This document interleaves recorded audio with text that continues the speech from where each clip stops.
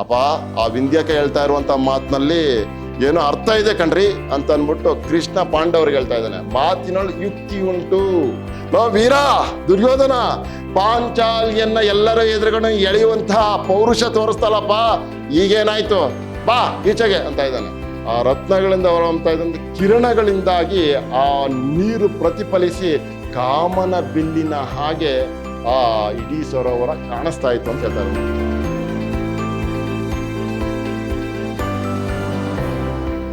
ಎಲ್ಲರಿಗೂ ನಮಸ್ಕಾರ. ನಾನು ವೆಂಕಟೇಶ್ ಕೆಬಿ, ಕನ್ನಡ ಸಹಾಯಕ ಪ್ರಾಧ್ಯಾಪಕ, ವಿದ್ಯಾಶ್ರಮ ಪ್ರಥಮ ದರ್ಜೆ ಕಾಲೇಜು, ಮೈಸೂರು. ಪ್ರಿಯ ವಿದ್ಯಾರ್ಥಿ ಸ್ನೇಹಿತರೆ, ನಾನು ಮೈಸೂರು ವಿಶ್ವವಿದ್ಯಾಲಯಕ್ಕೆ ಸಂಬಂಧಪಟ್ಟ ಹಾಗೆ 4ನೇ ಚತುರ್ಮಾಸದ BCA ಮಕ್ಕಳಿಟ್ಟಿರುವಂತಹ ಕನ್ನಡ ಭಾಷಾ ಪಠ್ಯದಲ್ಲಿ ನಮ್ಮ ಪಂಪ ಮಹಾಕವಿ ಬರೆದಿರುವಂತಹ ವಿಶೇಷವಾದಂಥ ಪದ್ಯ ಅಭಿಮಾನಧನಂ ಸುಯೋಧನಂ ಅನ್ನುವಂಥ ಪದ್ಯವನ್ನು ಕುರಿತು ಮಾತನಾಡ್ತಾ ಇದ್ದೆ. ಇದು ನನ್ನ 2ನೇ ತರಗತಿ. ಈ ಪದ್ಯಕ್ಕೆ ಸಂಬಂಧವಾಗಿ ಕಳೆದ ತರಗತಿಯಲ್ಲಿ ನಾನು ಎಲ್ಲಿವರೆಗೂ ಈ ಕಥೆಯನ್ನ ಮಾತನಾಡಿದ್ದೆ ಅಂತಂದ್ರೆ, ಕುರುಕ್ಷೇತ್ರ ರಣರಂಗದಲ್ಲಿ ಕಾಣಿಯಾಗಿದ್ದಾನೆ ಕೌರವ ಕಾಣಿಯಾಗಿರುವ ಕಾರಣಕ್ಕೆ ಕೃಷ್ಣ ಪಾಂಡವರನ್ನು ಕುರಿತು ಮಾತಾಡ್ತಾ ಇದ್ದಾನೆ. ಏನು ಅಂತಂದ್ರೆ, ನೋಡಪ್ಪ, ಇಂದಿನ ಸೂರ್ಯಾಸ್ತದ ಒಳಗಡೆ ನೀವೇನಾದ್ರೂ ದುರ್ಯೋಧನನನ್ನ ಕಂಡಿಡಿದು ಅವನನ್ನ ಸೋಲಿಸ್ಲಿಲ್ಲ ಅಂತಂದ್ರೆ ಇನ್ಯಾವತ್ತೂ ನೀವು ಅವನನ್ನ ಗೆಲ್ಲೋದಕ್ಕಾಗಲ್ಲ. ಯಾಕೆ ಅಂದ್ರೆ ತೀರ್ಥಯಾತ್ರೆಗೆ ಹೋಗಿರುವಂತ ಬಲರಾಮ ದೇವರು ಬಂದ್ಬಿಡ್ತಾರೆ, ಆಮೇಲೆ ನಾವೇನು ಮಾಡೋದಕ್ಕಾಗಲ್ಲ. ಇನ್ನ ಆವಾಗ ನಾವು ದುರ್ಯೋಧನನ್ನ ಗೆಲ್ಲೋದಕ್ಕೆ ಸಾಧ್ಯ ಇದೆಯಾ ಅಂತ ಹೇಳಿ ಮಾತಾಡ್ತಾ ಇದ್ದಾನೆ. ಅಲ್ಲಿಗೆ ನಾವು ಕಳೆದ ತರಗತಿಯನ್ನು ಮಾತಾಡಿದ್ವಿ. ಕೃಷ್ಣ ಆ ಮಾತುಗಳನ್ನು ಅಂದಾಗ ಭೀಮ ಪ್ರತಿಕ್ರಿಯಿಸ್ತಾನೆ. ಮೊಟ್ಟ ಮೊದಲ ಬಾರಿಗೆ ಅವನು ಯಾವ ರೀತಿ ಪ್ರತಿಕ್ರಿಯಿಸ್ತಾ, ಕೃಷ್ಣನ ಮಾತಿಗೆ ಯಾವ ರೀತಿ ಮಾತನಾಡ್ದ, ಮಾರುತ್ತರ ಕೊಟ್ಟ ನೋಡೋಣ ಎಂಬುದು ಹಂಗೆ ಹೇಳ್ದ ಕೃಷ್ಣ. ನೋಡಿ, ಇವತ್ತಿನ ಸೂರ್ಯಾಸ್ತದ ಒಳಗಡೆ ನೀವು ದುರ್ಯೋಧನ ಹುಡುಕಿ ನೀವು ಯುದ್ಧ ಮಾಡಿ ಅವನನ್ನ ಕೊಲ್ಲಬೇಕು ಅಥವಾ ಸೋಲಿಸ್ಬೇಕು ಅನ್ನುವಂಥ ಅರ್ಥದಲ್ಲಿ ಆ ಮಾತುಗಳನ್ನು ಹೇಳ್ದ. ಅವಾಗ ಜಲಧರ ಸಮಯ ನಿಶಾ ಸಂಚಲಿತ ವಿದ್ಯುತ್ ಪಿಂಗಳಾಕ್ಷ ಪಾತಂಗಳಿಂ ದೆಸೆಗಳಂ ನುಂಗುವಂತೆ ಮುಳಿದು ನೋಡಿ ಜರಾಸಂಧ ಸಂಧಿಬಂಧ ವಿಘಟನ್ ಇಂತೆಂದಂ. ಜರಾಸಂಧ ಸಂಧಿಬಂಧ ವಿಘಟನ್ ಅಂತಂದ್ರೆ ಭೀಮ ಅಂತ ಅರ್ಥ, ಇನ್ನೇನು ಇಲ್ಲ. ಅದಕ್ಕೆ ಇಷ್ಟೊಂದು ವಿಶೇಷವಾಗಿ ಕವಿ ಹೇಳ್ತಾನೆ, ಜರಾಸಂಧನನ್ನ ಸೀಳಿ ಕೊಂದವನು ಆ ಕಾರಣಕ್ಕೆ. ವಿಘಟ ಅಂತಂದ್ರೆ ಅವನ್ನ ಜರಾಸಂಧನ ಸೀಳಿ ಕೊಲ್ಲಬೇಕಾಯಿತು. ಹಾಗೆ ಸೀಳಿ ಕೊಂದಂತವನು ಯಾರು ಅಂದ್ರೆ ಭೀಮ. ಅವನು ಏನ್ ಹೇಳ್ತಾ ಇದ್ದಾನೆ, ಯಾವ ರೀತಿ ಕಣ್ಣುಗಳನ್ನ ಮೆಡ್ರಿಸಿಕೊಂಡು ಅರಳಿಸಿಕೊಂಡು ಕೋಪ ಅಷ್ಟೂ ಕೂಡ ಅವನ ಕಣ್ಣಿನಲ್ಲಿ ಕಾಣಿಸುವ ಹಾಗೆ ಯಾವ ರೀತಿಯಲ್ಲಿ ಮಾತನಾಡ್ತಾ ಇದ್ದ ಅಂತಂದ್ರೆ ಎಂಬುದು ಹಂಗೆ ಕೃಷ್ಣ ಹೇಳ್ದಾಗ, ಜಲಧರ ಅಂತಾನೆ ಮೋಡ ಅಂತ ಅರ್ಥ. ಜಲವನ್ನ ಅಂದ್ರೆ ನೀರನ್ನ ಕ್ರೋಢೀಕರಿಸ್ಕೊಂಡಿರೋದು ಯಾವುದು, ಮೋಡ ಅಂತ. ಇಲ್ಲಿ ಜಲಧರ ಸಮಯ ಅಂದ್ರೆ ಮಳೆಗಾಲದ ಸಮಯ ಅಂತ. ಮಳೆಗಾಲದ ಸಮಯದಲ್ಲಿ ರಾತ್ರಿ ಹೊತ್ತು ಸಂಚಲಿತ ಬರುವ, ಗೊತ್ತಾಯ್ತಾ, ಸಂಚಲಿತ ಬಹಳ ಚೆನ್ನಾಗಿದೆ. ಸಂಚಲಿತ ವಿದ್ಯುತ್ ಅಂತ ಅಂದ್ಬಿಟ್ಟು ಹೇಳ್ತಾ ಇದ್ದು. ಸಂಚಲಿತನ ಕಂಪಿಸುವ ಅನ್ನುವಂತ ಅರ್ಥ ಇದೆ. ಸಂಚಲಿಸುವ ವಿದ್ಯುತ್ ಅಂದ್ರೆ ಮಿಂಚು ಅಂತ, ಗೊತ್ತಾಯ್ತಾ, ಆ ರೀತಿಯಾಗಿ ಅಂತ ಸಂಚಲಿತ ವಿದ್ಯುತ್ ಅಂತ ಅಂದ್ಬಿಟ್ಟು ಹೇಳ್ತಾ ಇರೋದು. ಕಂಪಿಸ್ತಾ ಇರುವಂತಹ ಆ ಮಿಂಚು ಅಂತ ಹೇಳ್ತಾ ಇರೋದು. ಮಿಂಚು ಪಿಂಗಳಾಕ್ಷ ಪಾತಂಗಳಿ. ಪಿಂಗಳಾಕ್ಷ ಅಂತಂದ್ರೆ ಆ ಮಿಂಚುತ್ತಾ ಇರುವಂತಹ ಮಿಂಚು ಒಂಬಣ್ಣದಿಂದ ಕೂಡಿದೆ. ಪಿಂಗಳ ಅಂತಂದ್ರೆ ಒಂಬಣ್ಣ ಅಂತ. ಆ ರೀತಿಯ ಬಣ್ಣದ ಕಣ್ಣುಗಳು ಇದಾವೆ ಅಂತ. ಯಾರಿಗೆ? ಭೀಮನಿಗೆ. ಮಳೆಗಾಲ ನಡುರಾತ್ರಿಯಲ್ಲಿ ಮಳೆ ಹುಯ್ಬೇಕಾದ್ರೆ ಕಂಪಿಸಿ ಮಿಂಚು ಬಂದಾಗ ಯಾವ ರೀತಿಯ ಬಣ್ಣ ಆಕಾಶದಲ್ಲಿ ಕಾಣಿಸ್ತದೋ ಹಾಗೆ ಆಕಾಶದಲ್ಲಿ ಕಾಣಿಸುವಂತಹ ಒಂಬಣ್ಣ ಇವನ ಕಣ್ಣುಗಳಲ್ಲಿ ಕಾಣಿಸ್ತಾ ಇದೆ. ಯಾರ ಕಣ್ಣುಗಳಲ್ಲಿ? ಭೀಮನ ಕಣ್ಣುಗಳಲ್ಲಿ ಕಾಣಿಸ್ತಾ ಇದೆ. ಪಿಂಗಳ ಅಂದ್ರೆ ಒಂಬಣ್ಣ, ವಿದ್ಯುತ್ ಅಂದ್ರೆ ಮಿಂಚು ಅಂತ, ಸಂಚಲಿತ ಅಂತಂದ್ರೆ ಆ ರೀತಿಯಾಗಿ ಮಿಂಚು ಅನ್ನುವಂಥದ್ದು ಸಂಚಲಿತಗೊಳ್ತಾ ಇರೋದು ಅಂತ ಅರ್ಥ, ಇನ್ನೇನು ಇಲ್ಲ ಎಂಬುದಂ. ಜಲಧರ ಸಮಯ, ಮಳೆಗಾಲದ ಸಂದರ್ಭದಲ್ಲಿ ರಾತ್ರಿ ಹೊತ್ತು ನಿಶಾ ಸಂಚಲಿತ, ಕಂಪಿಸುವ ಅಂತ. ಸಂಚಲಿತ ಅಂದ್ರೆ ಕಂಪಿಸುವ ಅಂತ, ಕಂಪಿಸುವ ಕಂಪಿಸುವ. ವಿದ್ಯುತ್ ಅಂತಂದ್ರೆ ಮಿಂಚು. ಪಿಂಗಳಾಕ್ಷ, ಪಿಂಗಳ ಅಂದ್ರೆ ಒಂಬಣ್ಣ ಅಂತ. ಒಂಬಣ್ಣ ಅಂತಂದ್ರೆ ಹೊನ್ನಿನ ಬಣ್ಣ ಅಥವಾ ಕೆಂಪು ಬಣ್ಣ, ಈ ಥರದ್ದೆಲ್ಲ ಆಗುತ್ತೆ. ಕೆಂಪು ಬಣ್ಣದ ಅಕ್ಷ ಅಂತಂದ್ರೆ ಕಣ್ಣು. ಪಾತಂಗಳಿಂ, ಪಾತಂಗಳಿಂ ಅಂದ್ರೆ ನೋಟ ಅಂತ. ಪಾತ ಅಂತ ಇದು ಬಹುಶಃ ತಮಿಳಿನಿಂದ ನಮ್ಗೆ ಕನ್ನಡಕ್ಕೆ ಬಂದಿದೆ ಅಂತ ಅನ್ಸುತ್ತೆ. ಪಾತಂಗಳಿಂ ಅಂತ ಅನ್ಬಿಟ್ಟು ಅನ್ನು ನೋಡೋದು ಅಂತ ಅರ್ಥ. ಆ ರೀತಿಯ ಕಣ್ಣುಗಳನ್ನ ಮಾಡಿಕೊಂಡು ನೋಡ್ತಾ ಇದ್ದಾನೆ ಯಾರು? ಭೀಮ. ಏನನ್ನ? ದೆಸೆಗಳಂ, ದಿಕ್ಕು ದಿಕ್ಕನ್ನು. ಎಲ್ಲಿದ್ದಾನೆ ದುರ್ಯೋಧನ? ಅವನೇನಾದ್ರು ಮಾಡಿ ಮುಗಿಸ್ಬಿಡ್ಬೇಕಲ್ಲ ಅಂತೇಳಿ ದೆಸೆಗಳಂ, ದಿಕ್ಕುಗಳನ್ನ ನೋಡ್ತಾ ಇದ್ದಾನೆ. ಯಾವ ರೀತಿ? ನುಂಗುವಂತೆ. ಮುಳಿದು ಕೋಪ ಮಾಡ್ಕೊಂಡು ನೋಡಿ. ಜರಾಸಂಧ ಸಂಧಿ ಬಂಧ ವಿಘಟ ನಿಂತೆಂದಂ. ಹಾಗಂತ ಹೇಳಿದಾಗ ಜರಾಸಂಧನನ್ನ ಸೀಳಿ ಕೊಂದಂತಹ ಭೀಮ ಈ ರೀತಿಯ ಮಾತುಗಳನ್ನ ಆಡೋದಕ್ಕೆ ಆರಂಭಿಸಿದ ಅಂತ ಹೇಳ್ತಾ ಇರೋದು ಎಂಬುದು ಹಂಗೆ ಕೃಷ್ಣ ಹೇಳಿದಾಗ, ಜಳಧರ ಸಮಯ, ರಾತ್ರಿ ಸಮಯ ಅಂದ್ರೆ ಮಳೆಗಾಲದ ರಾತ್ರಿಯ ಸಮಯದಲ್ಲಿ ಕಂಪಿಸುವ ಮಿಂಚಿನ ಹಾಗೆ ಕಂಪಿಸಿದಾಗ ಮಿಂಚು ಬರುತ್ತೆ.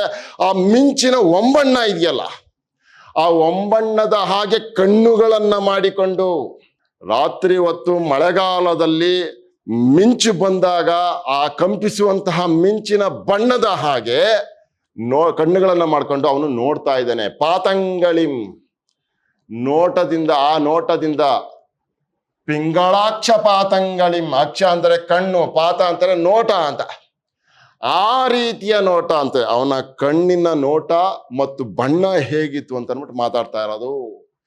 ಮಿಂಚು ಬಂದಾಗ ಹೇಗೆ ಇಡೀ ಆಕಾಶ ಒಂಬಣ್ಣಕ್ಕೆ ತಿರುಗುತ್ತೋ ಹಾಗೆ ಅಂತ ಅಂದ್ಬಿಟ್ಟು, ಕಂಪಿಸ್ತಾ ಇರುವಂತಹ ಮಿಂಚು ಬಂದಾಗ ಇಡೀ ಆಕಾಶ ಒಂಬಣ್ಣಕ್ಕೆ ತಿರುಗುತ್ತೆ. ಆ ಒಂಬಣ್ಣದ ರೀತಿ ಇವನು ಕಣ್ಣುಗಳಿದಾವೆ ಅಂತ ಹೇಳ್ಬಿಟ್ಟು ಮಾತಾಡ್ತಾ ಇರೋದು. ಕೆಂಪಗಾಗಿದ್ದಾವೆ, ಹೀಗೆ ನೋಡ್ತಾ ಇದ್ದಾನೆ ಅವನು. ಪಾತಂಗಳಿಂ, ಹಾಗೆ ಕಣ್ಣನ್ನ ಮಾಡ್ಕೊಂಡು ಹೀಗೆ ನೋಡ್ತಾ ಇದ್ದಾನೆ. ನೋಡ್ಕೊಂಡು ಪಾತಂಗಳಿಂ, ಆ ನೋಟವನ್ನ ದೆಸೆಗಳಂ ನುಂಗುವಂತೆ. ಆ ನೋಟ ಹೇಗಿತ್ತು ಅಂತಂದ್ರೆ ದಿಕ್ಕುಗಳನ್ನು ನುಂಗುವ ಹಾಗೆ. ಎಲ್ಲಿದ್ದಾನೆ ದುರ್ಯೋಧನ, ಎಲ್ಲಿದ್ದಾನೆ ನೋಡೋಣ, ನುಂಗ್ಬೋಣ ಅನ್ನುವ ಹಾಗೆ ನೋಡ್ತಾ ಇದ್ದಾನೆ. ದೆಸೆಗಳಂ ನುಂಗುವಂತೆ, ದಿಕ್ಕುಗಳನ್ನು ನುಂಗುವಂತೆ ಮುಳಿದು ಕೋಪಿಸಿಕೊಂಡು ನೋಡಿ. ಜರಾಸಂಧ ಸಂಧಿಬಂಧ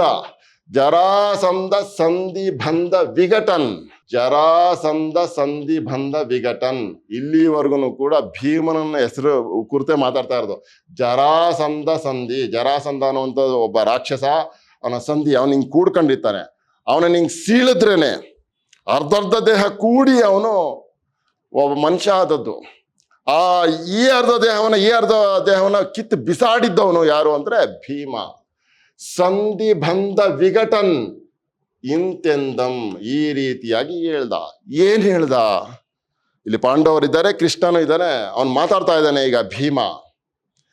ಕಡಲಂ ಪೊಕ್ಕೊಡೆ ಪೀರ್ದಪೆಂ ಕಡಲನ್ ಪಾತಾಳಮಂ ಪೊಕ್ಕನಪ್ಪೊಡೆ ಶೇಷಾಹ್ಯ ಪಲ್ಗಳಂ ಮುರಿದಪೆಂ ಬ್ರಹ್ಮಾಂಡಮಂ ಪೊಕ್ಕನಪ್ಪೊಡಂ ಆ ಬ್ರಹ್ಮನ ಗಂಟಲಂ ಮುರಿದಪೆಂ ದುರ್ಯೋಧನಂಗಿಂ ಪುಗಲ್ ಎಡೆ ತ್ರೈಭುವನಂಗಳಿಂ ಪೊರಗೆ. ಮತ್ತೆಲ್ಲಿತ್ತು? ಬಾಣಾಂತಕ.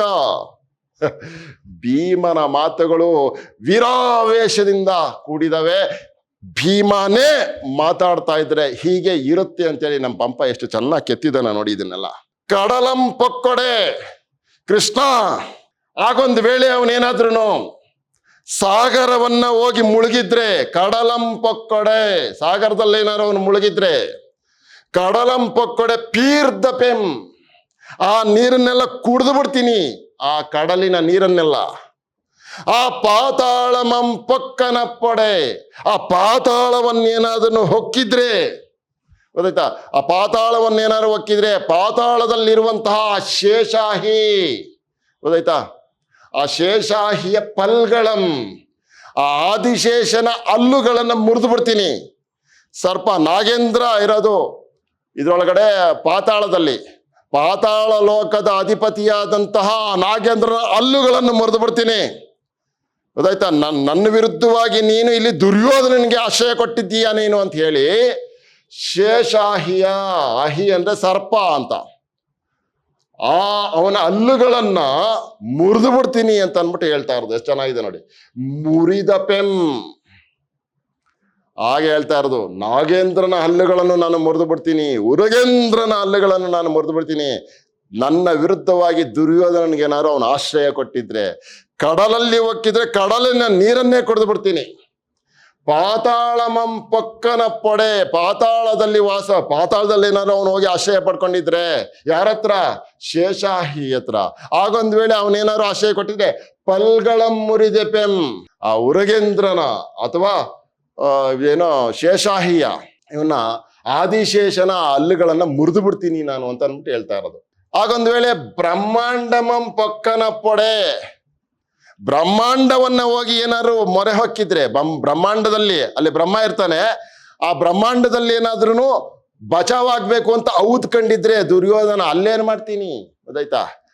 ಬ್ರಹ್ಮಾಂಡಮಂ ಪೊಕ್ಕನ ಪೊಡಂ, ಆ ಬ್ರಹ್ಮಾಂಡದಲ್ಲಿ ಹೋಗಿ ಅವನು ಪ್ರವೇಶ ಮಾಡ್ಕೊಂಡು ಅಥವಾ ಅಲ್ಲಿದ್ಕೊಂಡು ಏನಾದ್ರೂ ಬಚ್ಚಿಟ್ಕೊಂಡಿದ್ರೆ ಆ ಬ್ರಹ್ಮನ ಗಂಟಲಂ ಮುರಿದೆಪಂ, ಆ ಬ್ರಹ್ಮನ ಗಂಟಲನ್ನು ಮುರಿದಾಕ್ಬಿಡ್ತೀನಿ.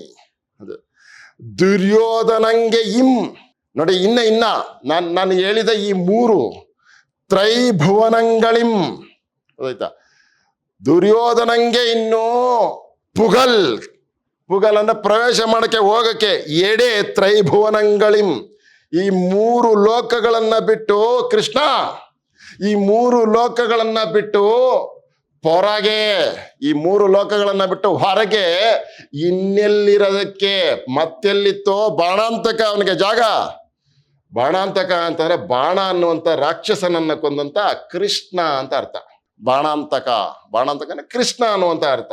ಕೃಷ್ಣಂಗೆ ಅವನು ಹೇಳ್ತಾ ಇರೋದು, ಇಂದಿನ ರಾತ್ರಿ ಒಳಗಡೆ ಸೂರ್ಯಾಸ್ತ ಆಗೋದ್ರೊಳಗಡೆ ನೀವು ಅವನನ್ನು ಹುಡುಕಿ ಕೊಲ್ಲಿಲ್ಲ ಅಂತಂದ್ರೆ ನೀವು ಇನ್ನು ಮುಂದಕ್ಕೆ ಎಂದಕ್ಕೂ ಕೂಡ ರಾಜ್ಯವನ್ನ ಗೆಲ್ಲಕ್ಕಾಗಲ್ಲ ಅಂದಾಗ ಕೋಪ ಮಾಡ್ಕೊಂಡು ಅವನು ಈ ಮಾತುಗಳನ್ನ ಆಡ್ತಾ ಇದ್ದಾನೆ. ಎಷ್ಟು ಸೊಗಸಾಗಿದೆ. ಕಡಲಂ ಪಕ್ಕೊಡೆ ಪೀರ್ದಪೆಂ ಕಡಲನ್, ಆ ಪಾತಾಳಮಂ ಪೊಕ್ಕನ್ ಅಪ್ಪೊಡೆ ಶೇಷಾಹಿಯ ಪಲ್ಗಳಂ ಮುರಿದೆಪೆಂ, ಬ್ರಹ್ಮಾಂಡಮಂ ಪೊಕ್ಕನಪ್ಪೊಡಂ ಆ ಬ್ರಹ್ಮನ ಗಂಟಲಂ ಮುರಿದಪೆಂ, ದುರ್ಯೋಧನಂಗೆ ಇಂ ಪುಗಲ್ಕೆ ಎಡೆ ಭುವನಗಳಿಂ ಹೊರಗೆ ಮತ್ತೆಲ್ಲಿತ್ತೋ ಬಾಣಾಂತಕ ಅಂತ ಹೇಳ್ಬಿಟ್ಟು ಕೇಳ್ತಾ ಇರೋದು. ಎಷ್ಟು ಸೊಗಸಾಗಿದೆ ನೋಡಿ. ಅವನೇನಾದ್ರೂ ಸಮುದ್ರವನ್ನ ಒಕ್ಕಿದರೆ ಆ ಸಮುದ್ರವನ್ನ ಕುಡಿಯುತ್ತೇನೆ. ಆಗೊಂದು ವೇಳೆ ಪಾತಾಳವನ್ನ ಅವನೇನಾದ್ರೂ ಹೊಕ್ಕಿದ್ರೆ ಪಾತಾಳ ಲೋಕದ ಅಧಿಪತಿಯಾದಂತಹ ಆ ಶೇಷಾಹಿಯ ಅಂತಂದ್ರೆ ಆದಿಶೇಷನ ಹಲ್ಲುಗಳನ್ನ ನಾನು ಮುರಿತೀನಿ. ಆ ಬ್ರಹ್ಮಾಂಡದ ನಾಯಕನಾದಂಥ ಬ್ರಹ್ಮನ ಆಸ್ಥಾನವನ್ನು ಏನಾದ್ರೂ ಅವನು ಹೊಕ್ಕಿದ್ರೆ ಆಶ್ರಯಕ್ಕೋಸ್ಕರ ಆ ಬ್ರಹ್ಮನ ಗಂಟಲಂ ಮುರಿದೆಪೆಂ, ಆ ಬ್ರಹ್ಮನ ಗಂಟಲನ್ನ ಮುರಿತೀನಿ. ದುರ್ಯೋಧನಂಗೆ ಇನ್ನೂ ಪುಗಲ್ ಪ್ರವೇಶ ಮಾಡ್ಕೊಳ್ಳೋದಕ್ಕೆ, ಔದ್ಕೊಳ್ಳೋದಕ್ಕೆ ಎಡೆ ಜಾಗ, ಈ ತ್ರೈಭುವನಗಳಿಂ ಈ ಮೂರು ಲೋಕಗಳಿಂದ ಹೊರಗೆ ಇನ್ನೆಲ್ಲಿದೆಯಪ್ಪ ಕೃಷ್ಣ? ಇಲ್ಲೆಲ್ಲ ತಾನೆ, ಇಲ್ಲೆಲ್ಲ ಇರ್ಬೇಕು ತಾನೆ, ಅಲ್ಲಿದ್ರೆ ಅವನು ಹಿಂಗೆ ಮಾಡಿ ಅವನನ್ನ ಎತ್ಕೊಬತ್ತೀನಿ ಗೊತ್ತಾಯ್ತಾ ಅಂತ ಹೇಳ್ತಾ ಇದ್ದಾನೆ. ನೋಡೋಣ ಅವನು ವೀರಾವೇಶದ ಮಾತುಗಳು ಹೇಗೆ ಮುಂದುವರಿಯುತ್ತೆ ಅಂತ. ಎಂಬನ್ನೆಗಂ ಅವನು ಹಾಗೆ ಕೃಷ್ಣನಿಗೆ ಹೇಳ್ತಾ ಇರಬೇಕಾದ್ರೆ ಭೀಮ ಎಂಬನ್ನೆಗಂ ರುಕೋದರನ್ ಅಟ್ಟಿದ ಕಿರಾತಂ ವಿಂಧ್ಯಕನೆಂಬಂ ಬಂದು ದುರ್ಯೋಧನನ್ ಎಲ್ಲಿಯುಂ ಅರಸಿ ಕಾಣದೆ ವೈಶಂಪಾಯನ ಸರೋವರಕ್ಕೆ ನೀರ್ಗುಡಿಯಲೆಂದು ಹೋಗಿ ಕೊಳದ ತಡಿಯೊಳ್ ಹಳ ಕುಳಿಶ ಶಂಖ ಚಕ್ರ ಲಾಂಛಿತಮಪ್ಪ ಅಡಿವಜ್ಜೆಯಂ ಕಂಡು ಬಂದೆನೆಂದು ಪೇಳುವುದು. ಅಂಬುಜನಾಭನ್ ಅವನ ಮಾತಿನೊಳ್ ಯುಕ್ತಿಯುಂಟೆಂದು ಎಂದೊಡೆ ಅಮರ ನದಿನಂದನೋಪದೇಶದಿಂದ ಆತಂ ಕೊಳನಂ ಪೊಕ್ಕು ಕಾಲವಂಚನೆ ಗೆಯಲ್ ಇರ್ಧನಕ್ಕುಂ ಎಂದು ಆ ಕೊಳನಂ ಮುಟ್ಟೆ ಒಂದು. ಚೆನ್ನಾಗಿದೆ ನೋಡಿ. ಭೀಮ ದುರ್ಯೋಧನ ಕುರುಕ್ಷೇತ್ರ ರಣರಂಗದಲ್ಲಿ ಕಾಣ್ತಾ ಇಲ್ಲ ಅನ್ನುವಂಥ ವಿಚಾರ ಮುಟ್ಟಿದೆ ಭೀಮನಿಗೆ. ದುರ್ಯೋಧನ ಕಾಣಿಸ್ತಾ ಇಲ್ಲ ಅಂತ. ಯಾಕೆಂದ್ರೆ ಎಲ್ಲರ ಜೊತೆ ಏನೋ ಅರ್ಜುನನ ಯುದ್ಧ ಆಗಿದೆ, ಇನ್ನೆಲ್ಲರದು ಯುದ್ಧ ಆಗಿದೆ. ಆದ್ರೆ ತನಗೆ ಸರಿಸಮಾನವಾಗಿ ಹೋರಾಡುವಂತಹ ವೀರ ಕೊನೆಯಲ್ಲಿ ಉಳ್ಕೊಂಡಿರೋ ದುರ್ಯೋಧನ. ತನ್ನ ಸಾಹಸವನ್ನ ತೋರಬೇಕಾಗಿರೋದು ಭೀಮ. ಈಗ ಅವನ ಜೊತೆ ಯುದ್ಧ ಮಾಡಕ್ ಕಾಯ್ತಾ ಇದ್ದಾನೆ. ಅವನನ್ನು ಮುಗಿಸಿದ್ರೆ ಇಡೀ ರಾಜ್ಯ ತಮ್ಮದಾಗತ್ತೆ. ಆ ಕಾರಣಕ್ಕೆ ಪಾಂಡವರಲ್ಲಿ ಉಳಿದವರಿಗಿಂತಲೂ ಭೀಮನಿಗೆ ಹೆಚ್ಚಿನ ಕುತೂಹಲದಿಂದ ಅವನೆಲ್ಲೂ ಕಾಣಿಸ್ತಾ ಇಲ್ಲ ಅನ್ನೋ ಕಾರಣಕ್ಕೋಸ್ಕರ ನೋಡಿ ಅವನಿಗೆ ಎಷ್ಟು ರೀತಿಯಲ್ಲಿ ತಮಗೆ ರಾಜ್ಯ ಬೇಕು ಅನ್ನುವಂತಹ ವಿಚಾರಕ್ಕೆ ಬದ್ಧನಾಗಿದ್ದಾನೆ. ಆ ಕಾರಣಕ್ಕೆ ಅವನ ಕಮಿಟ್ಮೆಂಟ್ ನೋಡ್ಬೇಕು ನೋಡಿ. ಎಂಬನ್ನೆಗಂ ಹಾಗೆಯೇ ಭೀಮ ಹೇಳೋ ಅಷ್ಟರಲ್ಲಿ ಅನ್ನೆಗಂ ರುಕೋದರನ್ನಟ್ಟಿದ. ರುಕೋದರ ಅಂತಂದ್ರೆ ಭೀಮ ಅಂತ ಅರ್ಥಳೆ. ಭೀಮ ಕಳುಹಿಸಿದ ಅಂತ. ರುಕೋದರನ್ ಅಟ್ಟಿದ ಅಂದ್ರೆ ಕಳಿಸಿದ. ಯಾರು? ಕಿರಾತಂ ವಿಂಧ್ಯಕನೆಂಬಂ. ಕಿರಾತ ಅಂದ್ರೆ ಬೇಡ. ಆ ಬೇಡನ ಹೆಸರೇನು ಅಂದ್ರೆ ವಿಂಧ್ಯಕ ಅಂತ. ವಿಂಧ್ಯಕನೆಂಬಂ ಬಂದು ದುರ್ಯೋಧನನ್ ಎಲ್ಲಿಯೂ ನೋಡಿ, ಎಲ್ಲಿಯೂ ಅರಸಿ ಕಾಣದೆ ಕಳಿಸಿದ್ದ ಭೀಮ. ನೋಡೋ, ಆ ದುರ್ಯೋಧನ ಎಲ್ಲಿ ಅಡ್ಕೊಂಡಿದ್ರು ಕೂಡ ನೀನು ಹುಡುಕಬೇಕು. ಕಿರಾತ ಅಂದ್ರೆ ಬೇಡ ಅಂತ ಅರ್ಥ. ಕಾಡಿನಲ್ಲಿ ವಾಸ ಮಾಡುವಂತಹ ಇದನ್ನ ವ್ಯಕ್ತಿ ಅವನು.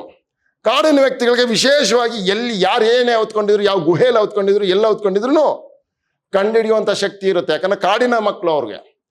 ಅಂತಹ ಚಾಕಚಕ್ಯತೆ ಇರುವಂತಹ ವಿಂಧ್ಯಕ ಅನ್ನುವಂಥ ಒಬ್ಬ ವ್ಯಕ್ತಿಯನ್ನು ಹಿಡ್ಕೊಂಡು ನೀನು ದುರ್ಯೋಧನನ್ನ ಎಲ್ಲಿದ್ದಾನೆ ಅಂತೇಳಿ ಹುಡ್ಕೊಂಬಂದು ನನಗೆ ಹೇಳಬೇಕು ಅಂತ ಅಟ್ಟಿದ್ದಾನೆ. ಅವನನ್ನು ಕಳಿಸಿದ್ದಾನೆ. ವಿಂಧ್ಯಕನೆಂಬಂ ಬಂದು ದುರ್ಯೋಧನ ಎಲ್ಲಿಯೂ ಅರಸಿ ಕಾಣದೆ, ಅವನನ್ನು ಎಲ್ಲೆಲ್ಲೋ ಹುಡುಕ್ತೆ ಸ್ವಾಮಿ, ಆದ್ರೂ ಅವನೆಲ್ಲೋ ಸಿಕ್ಲೇ ಇಲ್ಲ, ಕಾಣ್ಲೇ ಇಲ್ಲ ಅಂತ ಹೇಳ್ದ. ಅದ್ರ ಜೊತೆಗೆ ಇನ್ನೊಂದು ಮಾತು ಹೇಳ್ತಾ ಇದ್ದಾನೆ. ವೈಶಂಪಾಯನ ಸರೋವರಕ್ಕೆ ನೀರು ಕುಡಿಯಲೆಂದು ಹೋಗಿ. ಎಲ್ಲೆಲ್ಲಿ ಹುಡುಕಿದ್ರು ಅವನು ಕಾಣ್ಲಿಲ್ಲ ದುರ್ಯೋಧನ. ಆದ್ರೆ ಹಿಂಗೆಲ್ಲ ಹುಡುಕಿ ಸುಸ್ತಾದ ಮೇಲೆ ವೈಶಂಪಾಯನ ಸರೋವರಕ್ಕೆ ನೀರು ಕುಡಿಯಲೆಂದು ಹೋಗಿದ್ದೆ. ನೀರು ಕುಡಿಯೋದಕ್ಕೆ ಅಂತ ಹೋಗಿದ್ದೆ. ಏನಾಯ್ತು? ಆ ಕೊಳದ ತಡಿಯೊಳ್, ಆ ಸರೋವರದ ದಡದಲ್ಲಿ ಹಳ, ಕುಳಿಶ, ಶಂಖ, ಚಕ್ರ, ಲಾಂಛಿತಮಪ್ಪ ಅಡಿವಜ್ಜೆಯಂ ಕಂಡು ಬಂದೆನೆಂದು ಪೇಳುವುದು. ನಾನು ದುರ್ಯೋಧನ ಎಷ್ಟು ಎಲ್ಲೇ ಹುಡುಕರು ಕೂಡ ಕಾಣಲಿಲ್ಲ. ಆದರೆ ವೈಶಂಪಾಯನ ಸರೋವರಕ್ಕೆ ದಾವಾಗಿರೋ ಕಾರಣಕ್ಕೆ, ಬಾಯಾರಿಕೆ ಆಗಿರೋ ಕಾರಣಕ್ಕೆ ನಾನು ನೀರು ಕುಡಿಯೋಕ್ಕೆ ಅಂತ ಹೋಗಿದ್ದೆ. ಆ ಕೊಳದ ತಡಿಯೊಳ್ಳ, ಆ ಈ ವೈಶಂಪಾಯನ ಸರೋವರದ ದಡದಲ್ಲಿ ಹಳ ಅಂತಂದ್ರೆ ನೇಗಿಲು ಅಂತ, ಕುಳಿಶ ಅಂತಂದ್ರೆ ವಜ್ರಾಯುಧ ಅಂತ, ಶಂಖ, ಚಕ್ರ, ಲಾಂಛಿತ ಅಂತಂದ್ರೆ ಗುರುತು ಅಂತ. ಗುರುತು ಯಾವುದು? ಲಾಂಛಿತಮಪ್ಪ ಅಡಿವಜ್ಜೆಯಂ ಕಂಡು. ಈ ರೀತಿಯಾಗಿ ಏನು ಅಂದ್ರೆ ನೇಗಿಲು, ವಜ್ರಾಯುಧ, ಶಂಖ, ಚಕ್ರ ಇವುಗಳ ಗುರುತುಗಳು ಇರುವಂತಹ ಹೆಜ್ಜೆ ಗುರುತುಗಳನ್ನ ನಾನು ನೋಡಿದೆ ಅಂತ ಅನ್ಬಿಟ್ಟು ಆ ವಿಂಧ್ಯಕ ಅನ್ನೋ ವೈಶಂಪಾಯನ ಸರೋವರ ದಡದಲ್ಲಿ ನಾನು ಈ ರೀತಿಯ ಹೆಜ್ಜೆ ಗುರುತುಗಳು ಇರುವುದನ್ನ ನಾನು ನೋಡಿದೆ. ದುರ್ಯೋಧನನ ಪಾದದಲ್ಲಿ ಈ ರೀತಿಯ ಹೆಜ್ಜೆ ಗುರುತುಗಳು ಇದ್ವು ಅಂತ. ಅವನ ಹೆಜ್ಜೆ ಇಟ್ಟಾಗ ಈ ರೀತಿಯ ಮಾರ್ಕ್ಗಳಿದ್ವಂತೆ. ಹಳ, ಕುಳಿಶ, ಶಂಖ, ಚಕ್ರ, ಲಾಂಛಿತ ಅಂತ.